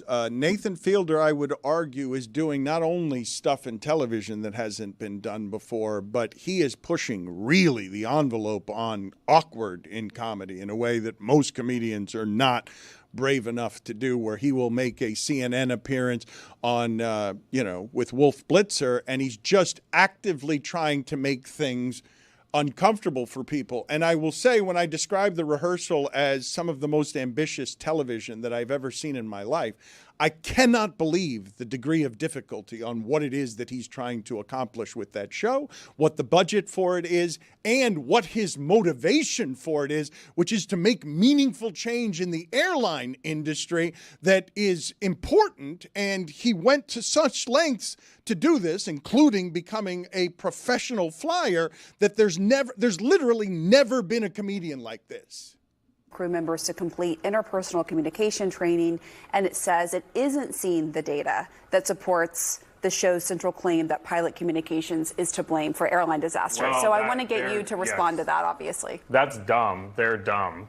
And here's the issue is that they do, like, I trained to be a pilot, and I'm a 737 pilot. I went through the training. The training is someone shows you a PowerPoint slide saying, if you are a co-pilot and the captain does something wrong, you need to speak up about it. That's all. That's the training. And they talk about some crashes that happened, but they don't do anything that makes it stick emotionally. One of the things, that was not a clip that had the awkward in it, but he was pushing on Wolf Blitzer, and he was talking about the specifics of co-pilots are afraid sometimes to speak up in a power structure to pilots who have all the power and might be in some trouble during a flight. And it leads, like he's proving empirically, doing research that most aren't doing, and traveling around the country with a guy who's kind of boring but is an expert as a former aviation person who's telling people that Nathan Fielder has to be listened to. But he kept saying to Wolf Blitzer's co-host, and I'm not familiar with this show, so I don't know her name, forgive me for that. He keeps saying some form of, wouldn't you be afraid to speak up to Wolf Blitzer given the power dynamic that there is in your relationship and the imbalances in your relationship? The issue that we talk about in the show is people not wanting to share their feelings with each other, co-pilots, because one might be of more experience than the other, so they might know the thing that will save a plane from crashing, but they might not want to communicate it. Nathan, so I assume between you two, we like each other and we talk to each other. But there's things you probably don't share too. So that's a good way of the audience understanding the dynamic, probably, right? Really, he should be the captain, is what you're saying. That's really what you're saying. Did you watch the show? But I mean, it's like a human thing. You know what I mean? Like, there's definitely stuff, I'm sure you guys, like you brought up the analogy, but like, I'm sure Pamela, you don't say some things to Wolf, or, because you're between you two, who would be like the boss or the more, like you're Wolf Blitzer, right? So you're like, your name is first on the thing. So I'm sure Pamela, at times you might not want to say, you know, oh, Wolf wants to do something, you don't think it's a good idea. You might not want to express that always. She's very We actually have a pretty. I understand your But point. you have to say that now. No. I know, but you don't want to say to Wolf, you can't, you know, as a journalist, you don't want to say, oh, I don't want to. She says that. She says it to you. Yeah. So maybe you're afraid to say something. Here's the great thing about Wolf is I'm he very doesn't have an blunt with her, ego. too. Okay. He has no ego, but I take your point that like I mean, Wolf's in movies and stuff. He's a big deal. He's There Mission is Impossible. there is no question. So that's intimidating. That can be intimidating. That can be intimidating. That's sort of the thing we're trying to explore. Wolf hated that. No, I think he loved Hated it. it. I mean, the comparisons to Andy Kaufman are obvious. It was easier in Andy Kaufman's day to get away with stuff like this because social media is just plays such active defense. There have been two people since Andy Kaufman that pushed the boundaries of comedy, pushed the boundaries of awkward, pushed the boundaries of ambition, and honestly, danger when it comes to comedy. It's Sacha Baron Cohen and Nathan Fielder. And Sam Morril. Norm Macdonald would like a word. Norm Macdonald... He loved the awkward. He wasn't putting himself in danger, right? The way that Sacha Baron Cohen does routinely. And I do know, like, I had read an article that shortly after Nathan For You, Sacha Baron Cohen and Nathan For You and Nathan Fielder collaborated on stuff, and they talked this out because they're one and the same. I love what Nathan Fielder does. It's a part of his act that he figured out 8 years ago on Nathan For You is like, let me juxtapose my act with an old normal person. Yeah. And just have them be stoic and play off of my eccentricities. And it's comedy gold every time. It is visually funny, and it makes his comedy work better. And the other person doesn't have to say a single thing. His mind works differently. Stugotz, I don't think you understand, not having seen it, or most people understand how difficult it would be to get this as an idea, a script in front of people in the present Hollywood right now that is rejecting everything because it's like 4 entities are making and investing in movies. To put this in front of people and get it made at the budget, I can't even imagine what that paperwork looked like. You have to trust Nathan Fielder to be exceptional at things in order to execute what we're talking about here, because on paper, this idea simply can't work. I think that he's been in interviews and he's said that he was greenlit for a second season without even an idea. Yeah. So they trusted him so much that he didn't even give this to them. They were just like, okay, here's your next season and here's your budget to go figure it out. What if we're underthinking this a little bit? What if Nathan just wanted to be a pilot? I like it. And he said, you know what? How do I get someone to pay for my 737 lessons? And then he wrote a show around the premise where he was going to be a pilot. And then he started figuring things out. But really the starting point was, how do I get someone to send me to pilot school? I like it. Yeah. You know what I think the most dangerous thing he did in this entire season was? Fly a plane full of people. No. Actually not. It was Bite the Hand That Feeds Him with Paramount. He has a scripted show with an Academy Award winner in Emma Stone. He has his entire Nathan Which is For also You. great, by the way. Yeah. The Curse is a great television show. He has his entire Nathan For You catalog on Paramount Plus, and he is identifying where Paramount Plus kowtows to sensitivities and anti-Semitism, and he does it by recreating an old Nazi HQ that he turned into the Paramount Plus headquarters. It was insane, and a lot of people would probably advise him, if you want to work in this town, if you want to keep getting stuff made, you can't be cutting off Viacom Paramount. Nazis are having a moment, though. They are, in your defense. Not my defense. Jon Stewart tells this great story of, I don't know, would it have been Peacock? Who was it at the beginning? They tried on one of the early evolutions of one of Jon Stewart's early shows to have Dave Attell come on as Hitler, as a guest on a talk show, eating a bagel. and they did a first episode, and Jon Stewart gets back to his office, and it's just an executive screaming, "That will never air. Nothing you're doing here will ever air." And Jon Stewart just realized, oh, okay, this show is going to fail immediately. Only for him to ultimately be called by his non-stage name by the future president to sort of shout to people, "Hey, he's a Jew." He could do the skit. Why do people like Nazi jokes? I don't really They seem get not it. worth it. They seem not It worth just it. seems not super funny. I cannot see why people would make those jokes. It seems not worth it. Thank you. 10 minutes. Minor penalty, 2 minutes, high sticking. I saw another good documentary I would recommend on Max. All this time. Implosion, the story of the submersible. They finally got to the details that people were wondering about, that this is well reported, well researched. They talked to the widow of the man and the son who died in the submersible. They take you into the submersible in a way that would make you think, why would anyone ever get in this thing for any reason? Right. For any reason, because the claustrophobia of that thing, to be sent to the bottom of the ocean to go check out the Titanic. If you want those details that we were obsessed about at the time, they're all here. They're all here in one place, and they've done a good job sort of taking you through what all of that was and the lack of ethics in sort of having a business around invention, experimentation, and discovery. Just back to the pilot thing for a second. I don't like this rank that's going on inside of an airplane, inside of a cockpit, right?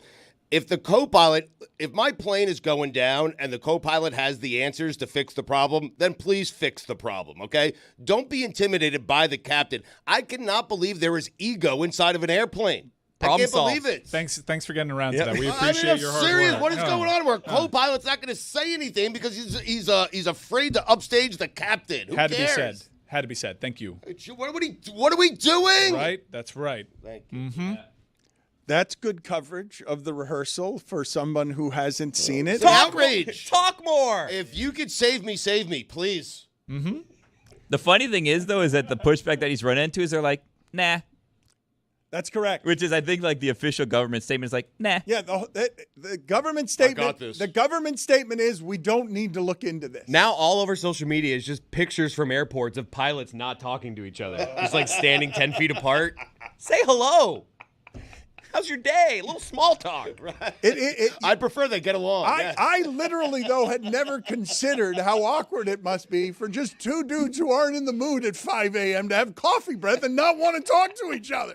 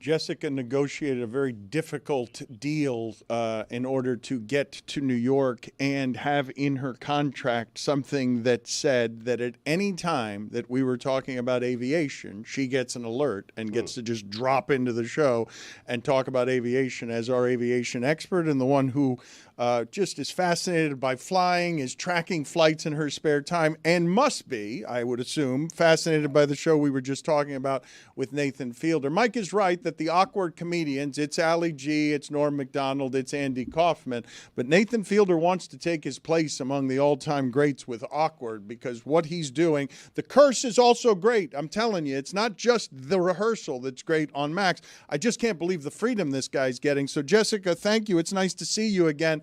I want all of your thoughts on the rehearsal because I'm assuming you're just fascinated by all things Nathan Fielder. And I just can't believe he's using his comedy this way to actually affect change. He's going to actually do good with what his show is attempting to do. Nice to see you. Hi, Dan. I want to talk about the rehearsal, but first I have to say, I also like Gilbert Arenas' podcast, and who cares what that broad's name is on Wolf Blitzer's show? It was Pamela Brown, incidentally, on Yes. the Situation Room. I wish I had known her name. Thank you for that correction. We missed that correction. You picked one of the worst days to praise Gilbert Arenas Yeah, and his content ventures. You know what? I was not even aware. I was not even No, aware. we were. It was. Yeah, we figured that out. We were Yes. hoping. We absolutely knew that. I had no idea what he said. aware. Zero idea. Second, Come you on. were Coconut. aware. I was aware, but Yeah, know your teammates. If you were aware and went there, that would have been wild. Yes. Crazy. Don't admit. If you were aware, Absolutely don't admit it. insane. I'm still not aware of what he said, though I can guess. good boy, good answer. Yeah. Yep. I can guess from your Hey, reaction. Let's not. that way, Let's Dan. probably Yeah. not guess out loud. Don't guess. Nothing wrong with it. It was fine. The rehearsal finale, well, not just the finale. I don't want to talk about just the finale, but what are your thoughts in general of this series? And did you even, when you first checked out the rehearsal, because this is an acquired taste, you got to give it some time. If you're not just going to believe the word of mouth, you're going to have to give the stuff a minute in order to sort of absorb what he's trying to do. Yeah, so when I first saw the first episode of season 2, I was like, ooh, I don't know if I'm going to like this because he was reenacting commercial airline crashes, which is something that obviously myself and I feel like every person is terrified of. And so I was like, maybe this isn't the best show to watch if I'm like a little squeamish around flying. But then I sort of forced myself to keep watching. And then by the episode that Mike was talking about with the Paramount Germany recreation, I was laughing so hard at his entire bit with Paramount Germany and one of his Nathan For You episodes getting censored from Paramount Plus. And then there was the next episode, which was even more insane, where he recreated the life of Sully, the famous airline pilot portrayed by Tom Hanks in the movie Sully, who landed a plane on the Hudson, the Miracle on the Hudson, not to be confused with the Miracle on the Mojave, which happened in the finale. But I was just like, I could not believe what I was watching. And then obviously it's not Spoiler Wednesday, but the show came out over a week and a half ago now, and you already played the CNN clip, so I feel like I can spoil this. In the finale, you find out that he's actually been training to be a pilot for the last 2 years. And they show him, all of a sudden he's in a plane flying around California, and he wants to fly a 737. He starts going to scrapyards looking for abandoned 737s to fly passengers on a plane so he can act out this like pilot communication bit that he's been talking about through the season. And I don't know, it just like was one of those television series that after I watched it, I was so blown away by the extent to which he went to complete the payoff of this bit. Because you're like, the whole time you're like, why does he care about this? Like, he's very interested in like airline crashes, whatever. But then by the end, you're like, what? This whole thing was a setup to find out that he actually flew a plane in the finale of this show. Well, not just flew a plane, but then like in the credits, he's like, oh, and by the way, I also took a part-time job where I transport planes in South America from one country to another. It's like, wait, why are you still doing this? Yes, I read an interview with him and an aviation reporter where the guy was like, so do you still transport 737s? And he was like, yeah, occasionally they'll text me and be like, can you be in China on this day? We need to get this plane across the ocean. And he'll go and it's him and one other person. It's an empty plane and like transport these huge 737s. Do they talk? It's absolutely bonkers. Do they talk, him and his co-pilot?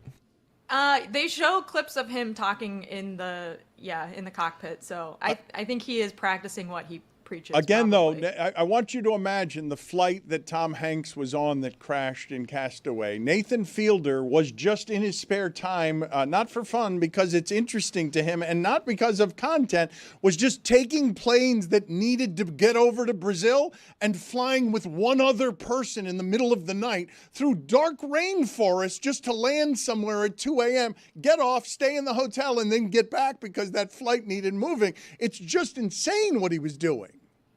It's so much time commitment, too. I was talking to one of my friends who's trying to become a pilot this past weekend, and he's flown for the last 5 or 6 years on top of, doing another job. And he still has over 1,000 hours he needs to complete before he's eligible to be hired by a commercial airline. It's just a massive time commitment. And obviously, when you're learning and when you eventually get to fly on your own, the stakes are enormous. Like, there were so many people on the rehearsal subreddit that I was reading that were like, well, on the bright side, like when the finale aired, at least we all knew he survived, because we probably would have heard about it if he had randomly like died in a plane crash in the last 2 years. There would have been a news story about it. So I guess like we kind of knew the ending would be a happy one, but still, it's just absolutely crazy. There was also some people, you can like research the FAA database. It's public of like who's registered to fly, I guess.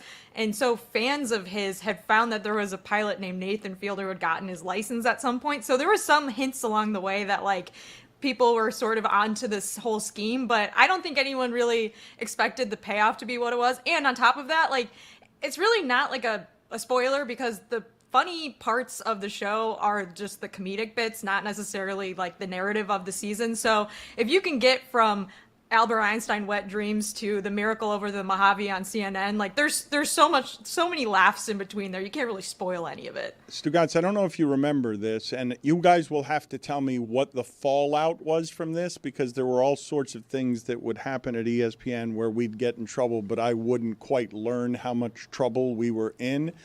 But I remember saying one time after Stan Van Gundy, they were trying to change their halftime show again, and they were about to hire Stan Van Gundy, and it appeared that David Stern stepped in and didn't allow ESPN to do it. And Stan Van Gundy on ESPN's air was ripping ESPN, saying you have to have no guts whatsoever to pay someone else hundreds of millions of dollars and then let them make all your decisions for you. And I said at the time that that's as close as I will ever come to being Jason Statham walking away in slow motion from an explosion, seeing on ESPN someone criticize ESPN. She brought up what Nathan Fielder did to Paramount. When I think of people who criticize their employers on their employer's air, I think of David Letterman. I think of John Oliver. I think of Nathan Fielder. Howard Stern. Can you give Shipping me container. some other examples of Dan. people that you think of when you think of somebody going after their employer on their employer's air? Letterman is the one that I think of it most on, because he would do it more than anybody in a way that was just super confusing to me in the 80s and 90s. John Oliver does it now. Is there anyone else who routinely goes after their employer, has the power, the courage, and the employment strength to criticize their employer on their employer's air? Is Sampson my employer? Pat McAfee? Yeah. Oh, McAfee's a good one. Yes. Yeah, McAfee. I can't think of a single woman who would ever do that, by the way, because they're too chicken shit. Anyways. I am surprised that HBO's lawyers were like cool with all of that, because I have friends that have worked on HBO shows, and like everything that they air obviously has to go through lawyer scrutiny. And so the fact that they were just like, yeah, this is fine. Like, you can slander one of our competitors. And it's a satire, obviously. I think you can get away with a lot under the guise of comedy. But like, it just surprised me, that and the fact that there were 150 passengers flown in the Miracle over the Mojave. It's just like, wow, they get away with a lot with those lawyers. I went on Paramount Plus the next day because I'm like, oh, surely, like, with this backlash, like, that episode will reappear. And it still wasn't there. I think that they're just, like, sticking firm and they're not undoing that decision. And then I went and I saw, like, on Max, it was there. So, like, there's a lot. You could see the episode on any of the other streaming services, just not on Paramount. Can we play for Jessica? I don't know. Did you see the entire CNN interview? Let's play Nathan Fielder talking about the miracle over the Mojave with Wolf Blitzer and Pamela Brown. There you go. That's what, I was hoping to demonstrate with the miracle over the Mojave, which is the flight that I flew in the show to show communication between pilots, that people can see that two pilots trying their best to communicate, it's still a struggle. And fortunately, in that flight, nothing else critical happened. So I think when the communication lines up with a real potential emergency, that's when it could make all the difference. And so, fortunately, I landed the plane safely and saved 150 lives that day. And so I think the hope is that the FAA will look at this stuff and the miracle over the Mojave and be like, yeah. Dude right next to him just frozen. Yeah. Just visually funny. No, he's been dragging that guy all over the country. Everywhere. That guy is deadpan, but he's the real expert here, right? And yes. So he's giving him real voice, real power. He's getting him heard. It really is genius to watch the platform used this way. I can't believe he's making all of this entertaining. It's hard to make this entertaining. That's the most ambitious part about all of this. What he's tackling individually, like there's so many different ambitious parts of this. Getting greenlit without providing proof of what he was going to talk about, tackling this communication issue. But for me, I think the most audacious part about all of it is, let me try to make all this funny, which is really ambitious. And the fact that he nails it, too, is terrific. I have a bit of a left turn here on something I want to talk about with Jess. And I'm curious, are you familiar with what's going on right now with the WTA and the French Open and the matches being scheduled? There's a controversy because, for those in the audience that aren't aware of it, since 2021, there have been 51 night sessions in the French Open at Roland Garros, and only 4 of those night sessions have featured women prominently in these night sessions. In fact, last year featured 0 women in the night sessions, and this is obviously a huge spotlight to help the WTA get superstars going. Amelie Mauresmo is the tournament director, and she leans on the scheduling practices, protecting the players' health. There have been some questions as to whether or not that's fair to the competitors if these matches go late in the night. But there is a really unfair imbalance. I mean, we're not even talking about equality here. We're talking about just the occasional spotlight to showcase your superstars that they are not getting. It's a tricky spot for Amelie Mauresmo, and I'm curious just where you side on this. I probably side where you would expect. Like it's also the excuse is always like, well, the men's matches are longer and it's hard to, know when they're going to end sometimes if you have a match scheduled after that. It seems like the other majors though, Mike, have figured it out. Like the U.S. Open is able to schedule night matches for the women, if I'm not mistaken. So yes, this is a Roland Garros problem. Right. And also like the reason the women play fewer sets in the majors is because of, kind of frivolous, stupid reasons too. It's not like anyone's asking for less tennis, but I don't know. Yeah, it's figure it out. It's stupid. But the only ways that these things change is more and more pressure being put on these institutions to just do what is not only the popular thing, but the right thing. You also need star power, but you work against your own interests because you can't develop the star power if they're not getting these showcases to occasionally do it.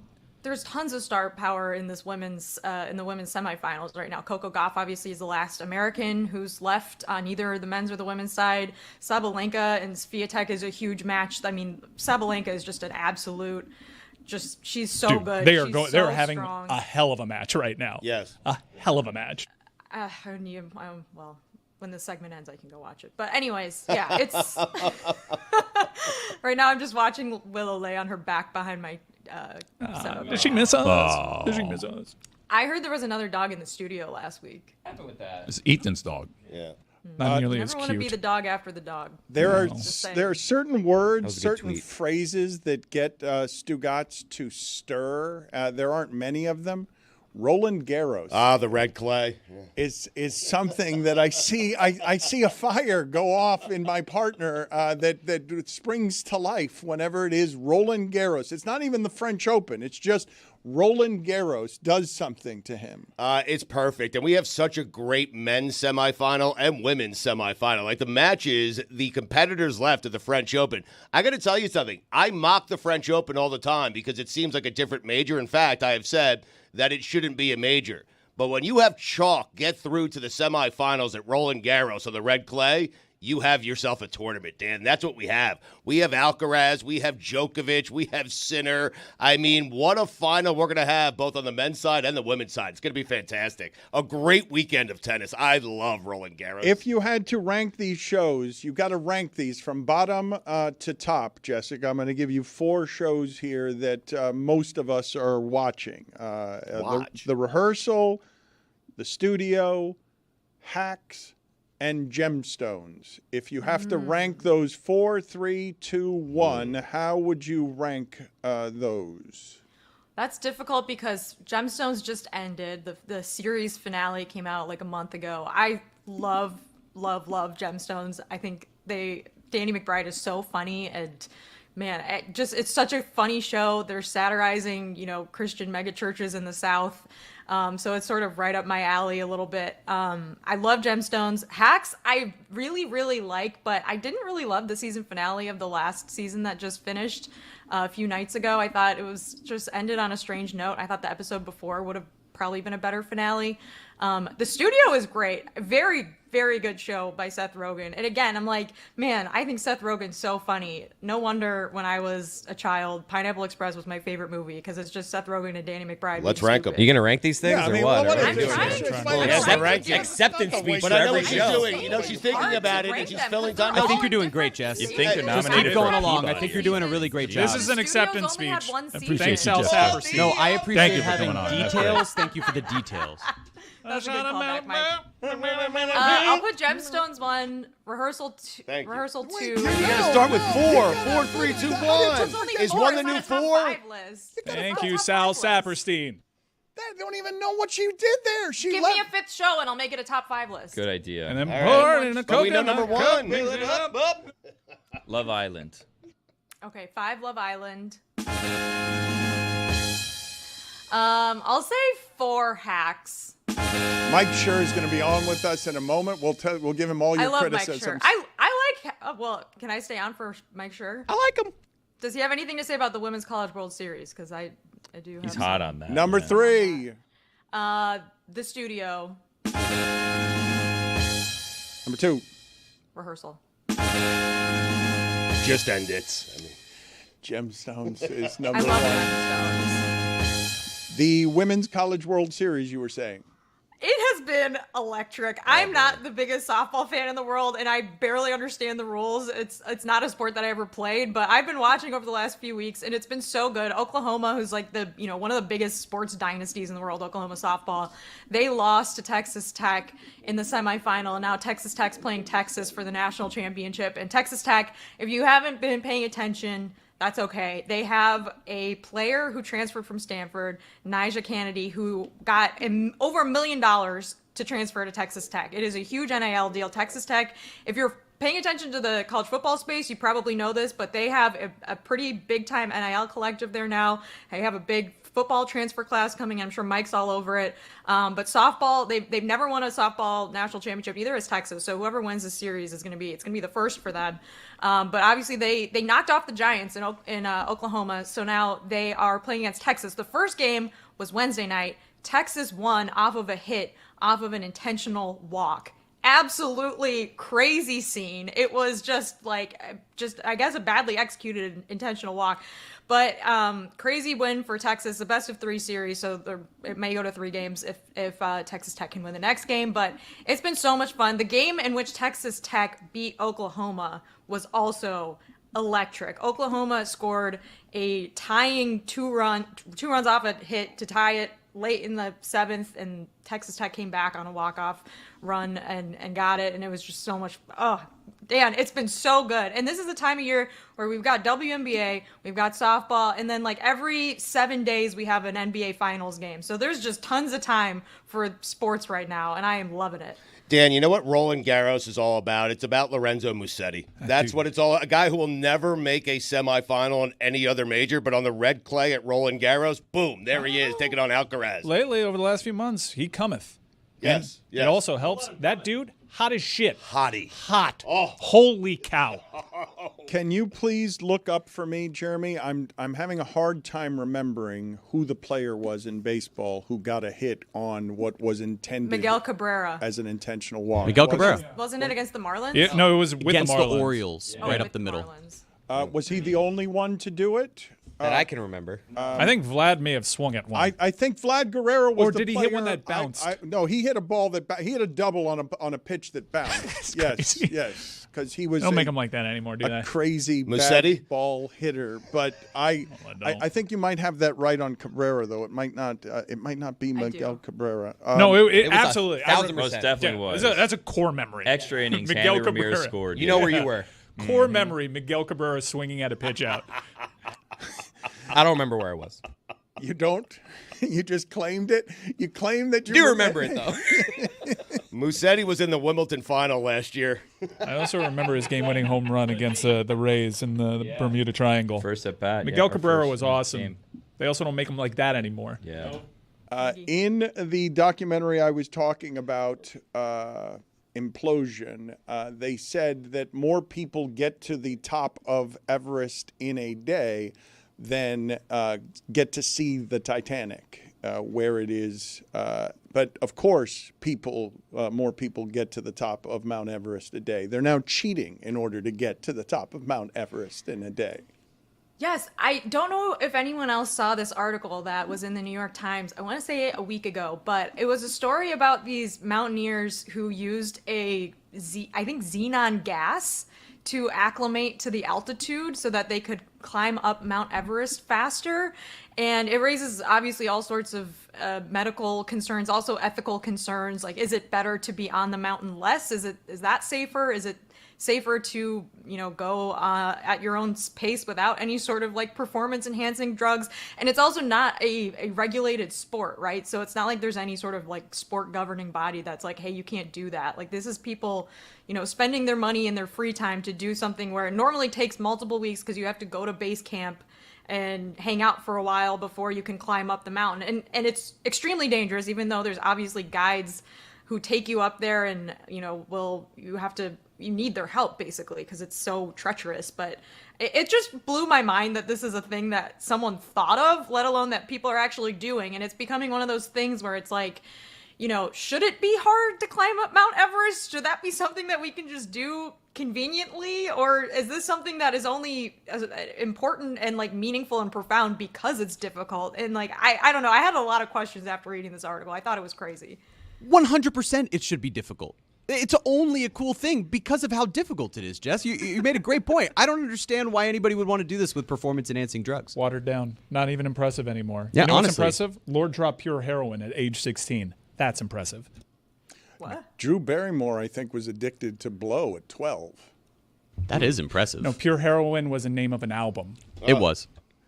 Oh. I think if you're climbing Mount Everest, you have to do it clean. Do you not? You have to make the climb. Yes. What is the point? Why don't you from just the bottom to the top? Dan, why don't you just take a hot air balloon half of the way up? Was it Rosie Ruiz who took like a train for 23 miles of the Boston Marathon? Well, apparently she cut through the course, but she may not have actually known she cut through the course until after she won. There's all sorts of like retconning of like what actually happened with her. It's like, did she win and then she was like, oh shit, or did she do it on purpose? Was it like, mischievous? I'm not sure, Dan, but yeah, it does seem like one of those things. I don't know. You could ask David Sampson, I guess, your boss, Stugotz, what he thinks, because he climbed a mountain once or something, or ran a marathon or something. I don't know what he does, but he talks about it. I zone out. I won't ask him. Drew Barrymore, by the way, she began drinking at the age of 9, smoking marijuana at 10, used cocaine by the age of 12, wasn't addicted, though, until she was 13. Okay? Thank you. That's good terrible. correction. Her being alive, period, is more impressive than any of these people climbing Mount Everest with the xenon gas. Just simply being alive. That's a It's lot one of those before the age things- of 13, man. It is. No, it's really sad. It's one of those things though where it's like, yeah, I guess you don't know the side effects of like using this gas to go up the mountain. But like, do you want to find out? Because you could also just not climb the mountain, or just take an extra week off of work and do it the regular way. I don't know. It seems kind of scary. It's why I didn't do it. So I mean, same. Yeah. Stan Kroenke's fun to say. It is. Stan Kroenke is fun to say. Favorite hockey player name, Jess? Dreisaitl. Really? That was Dan's our whole starting gambit. point. No, Not a lot of German hockey players. No, Reijo Ruusalainen. Can I admit something super embarrassing that happened to me last night during the Panthers game? Go for it. First of all, I watched the Panthers game. I have not watched a Panthers game my whole life. That was the first one. Well, don't do that again. So it was the first quarter, and Period. McDavid. Period. Sorry. Oh my God, that was wow. It's all right. See, it's been a while. How could she not know that? Reijo Ruusalainen. Doesn't work when you do it. Better. I was trying to help. I know. McDavid hit one off the post, Call and Roots. then I think the Panthers had a goal, but they were reviewing it to see if there was interference, whatever. So I'm just kind of reading my book while the game's on, and then 10 minutes later, McDavid hits one off the post, and then the Panthers score, but they're reviewing it to see if it actually was interference or not. And then I realized that my TV, I don't know if this has ever happened to you guys on YouTube TV, it rewound for some reason. So you're like, I wow, just this watched- play, very similar I'm to like, 10 this has minutes been a ago. really long period, and I can't believe this just happened again. And then I went forward to real time, and the Panthers were winning 2-1. So I was like, oh, well, they're probably going to win this game. So I went to bed. He hit the same spot on the post. I hate the Apple controller. It's terrible. I don't know. I think someone must have sat on it. Maybe I sat on it. Maybe Willow sat on it. Put it on the poll, please, at Le Batard Show. Do you hate the Apple controller? And also play that again. It's a bit of an upset for me to be fine on the last name and not the first name. Reijo Ruusalainen. Nailed it. How do you spell Reijo? Just off the top of your head, do you guys know how to spell? This is the Reijo Ruusalainen. R-A-J-O. I don't think that's it. That does It has to feel be. right. No, I Ray don't think, Joe. I don't think that's R-A-Y-J-O? No. No? I don't think so. I'm going to guess R-E-I-J-O, but that's why I struggled with it, because I stumbled past it. Not the funniest mistake I made today, though. The true heroin mistake. Yeah, pure heroin. Yeah, that's just an album name. And heroin like hero, not the drug. Yeah, bad mistake by me. Wasn't And aware then of you were that. like Tommy Topper with, well, Drew Barrymore was addicted to coke at 13. I'm like, not really an artistic achievement, the likes of Lord's pure heroin. Yeah, I thought you Mike, were it's kinda your accusing fault, though. Lord of being on pure heroin. That's what I thought. R-E-I-J-O. Thank you. Can you give us an update, please, on Lehman and how he's doing with that Knicks loss and how all of that has gone the last couple of days for you, being, next to a Knicks fan who is kind of broken? Yeah, he was like, this is like if Notre Dame lost the national championship 2 years in a row to USC. And I was like, you're right. Like, I would probably walk into the river and never return if that were the case. The Tibbs thing is really interesting. I know you guys have covered it a lot, and I'm sure Sam Morrill will be on later to talk about it more. But if this is just James Dolan meddling, then that's not great. But if there's a plan to actually make a better hire, or someone that's going to not make some of the Tibbs mistakes, someone that's going to, dabble with different lineups during the regular season. Gasp. It's not the worst thing, but I don't know. It's just, we'll see, I guess. It's kind of bad analysis, but I don't they gonna see, hire? and I don't know. I don't know, and we'll see is not the best analysis. We haven't gotten from Stugotz any thoughts on this. I don't know how he feels about Tibbs no longer being his coach. I think when you fire Tibbs and you fire him that quickly after taking a team to a place they haven't been to in 25 years, they already know who the replacement's going to be. I think Worldwide West and Leon Rose, who's running that organization, they're trying to win now. They trade 5 first-round picks away from Mikal Bridges last year, and so they're trying to win now, and they think Tibbs is not the guy, but I think they have a guy. I don't know who that guy is. My guess would be Danny Hurley, because if you're going to make a move like this and do it that quickly, you have to have the replacement in place already. They'll go through the motions, they'll do the interviews, but I think they know who the head coach is going to be. I thought Mad Dog was spot on with his rant. I don't know if you heard it, Stugotz, yesterday about it, but Dan Hurley, I haven't seen that name anywhere. Didn't UConn just give him a time? I mean, they're already paying Tibbs, what, like $30 million to leave? So they have to pay Hurley a ton of money too. It's. But he's flirted with the NBA, Hurley. He almost did a Lakers job, and I think he said on this show that like Failed New York, Northeast, spectacularly. that's where he loves to be, and the Knicks, I would assume would be a dream job for him. If you're a Knicks fan, are you excited by that though? I don't know. No. Jerry Reinsdorf. Oh God, why are you talking about him? That's not even a funny name. Just fun names to say. You for think owners. Reinsdorf is Yeah, a it's fun one. name to say? Yeah. Put it on the poll at Le Batard Show. Is Reinsdorf a fun name to say? Least fun to say? Jeff Ross. I would say Rutsalainen. Tim Spooneybarger was a fun name to say. It is. Tim Spooneybarger is an excellent name to say. Excellent work by you, Billy. I appreciate that as a contribution. Anytime you can get in with a Marlins middle reliever. Well, if baseball players are on the board, then it's Quentin McCracken. Ooh, that's a fun one. I mean, Jared- Coco Crisp, yeah. Jared Their cousin named Saltalamacchia. You want to give it another go? Jared Saltalamacchia. My man. There we go. Not a lot of white Antons. Put it on the poll at Le Batard Show. Huh. Have you ever met a white Anton at Le Batard Show? Rejo Rutsalainen. Anton LaVey. Rejo Rutsalainen. Do you guys think that that's better than Nikolai Habibulin? I love when Wall. you lose confidence. Rejo Rutsalainen. A little speed bump. It's a hockey name. It's tough. It's a lot of syllables. Why I'm aren't you taking tackling Tony there. Twist? It's Just say Tony Twist and go on. A lot of R's. Didomi's fun. Bushman Zada. Did you go Jeff Ross instead of Steve Ross? Yeah, my bad there. Oh. So you went Roast- the I thought you were going Roastmaster Roastmaster. General is That's what you that's did. the most boring comedian name to say. All right, fun comedian name. Minor Next penalty, year. 2 minutes, stumbling. Getting up. A shot of Malibu. Get out. Get out. Thank you. Sanders owns a Lynch. Gary Owen, good guess, not great name, though, in terms of fun to say. No, but great black comedian. We needed to ask more follow-up questions. He didn't really answer how many black comedians he was competing against when he won Best Black Comedian in San Diego as a white comedian. He just offered up, look, man, it's not like it was in New York. He said, yeah, it's not Brooklyn, but he didn't. When I said, what were the contestants like? He's like, they were all right. And I'm like, I wasn't asking for the comedy competition. I was like, were they white or black? Who were you competing against? Your questions, Gary Owen had trouble getting off the ground. He helped us anyway, despite my deficiencies. Jessica, nice seeing you. We'll talk to you again next week. Tell Mike sure I'm sorry. I don't know how sorry you were. You made him fourth place ahead of. It was just the finale. I just didn't like the last episode. I love the show though. I love Jean Smart. She's so funny.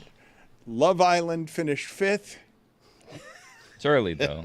2 episodes. And Hacks A lot of finished controversy. fourth in her top 5 list.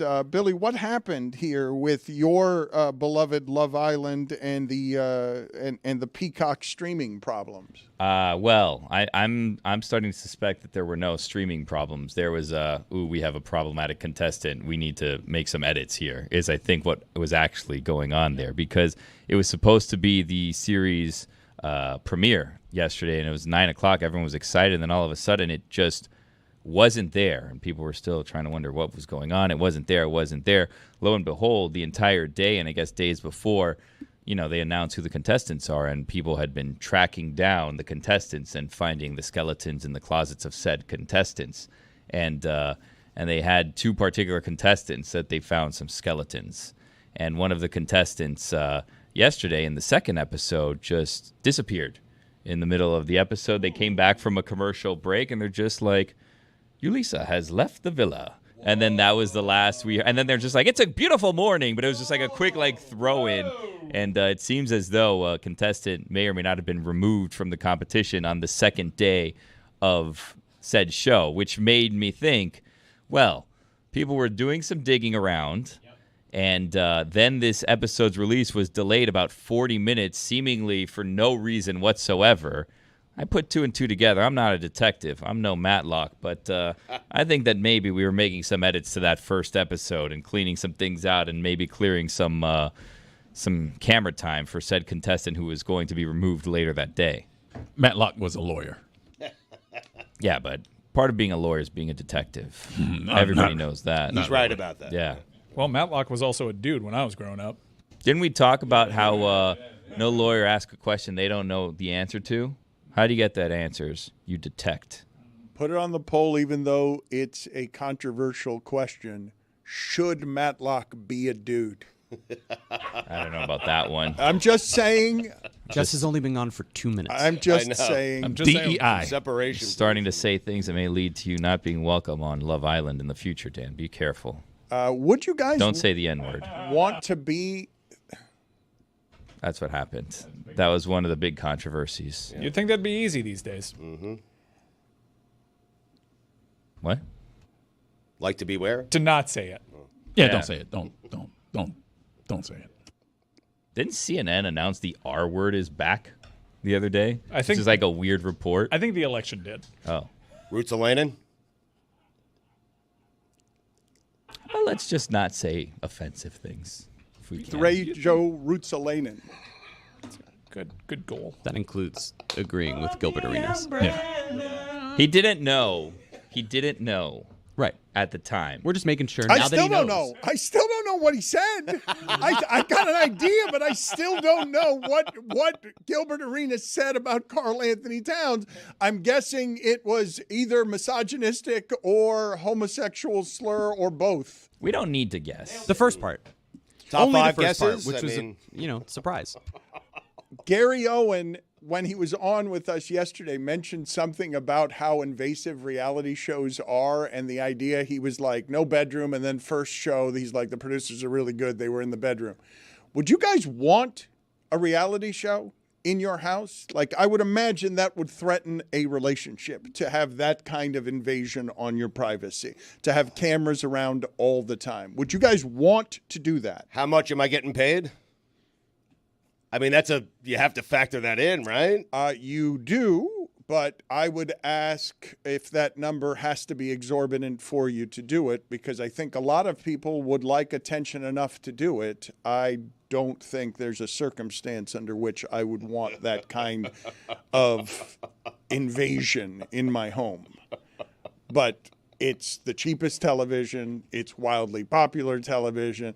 And I've got a few people in here I believe would do it for very little money. Very little money.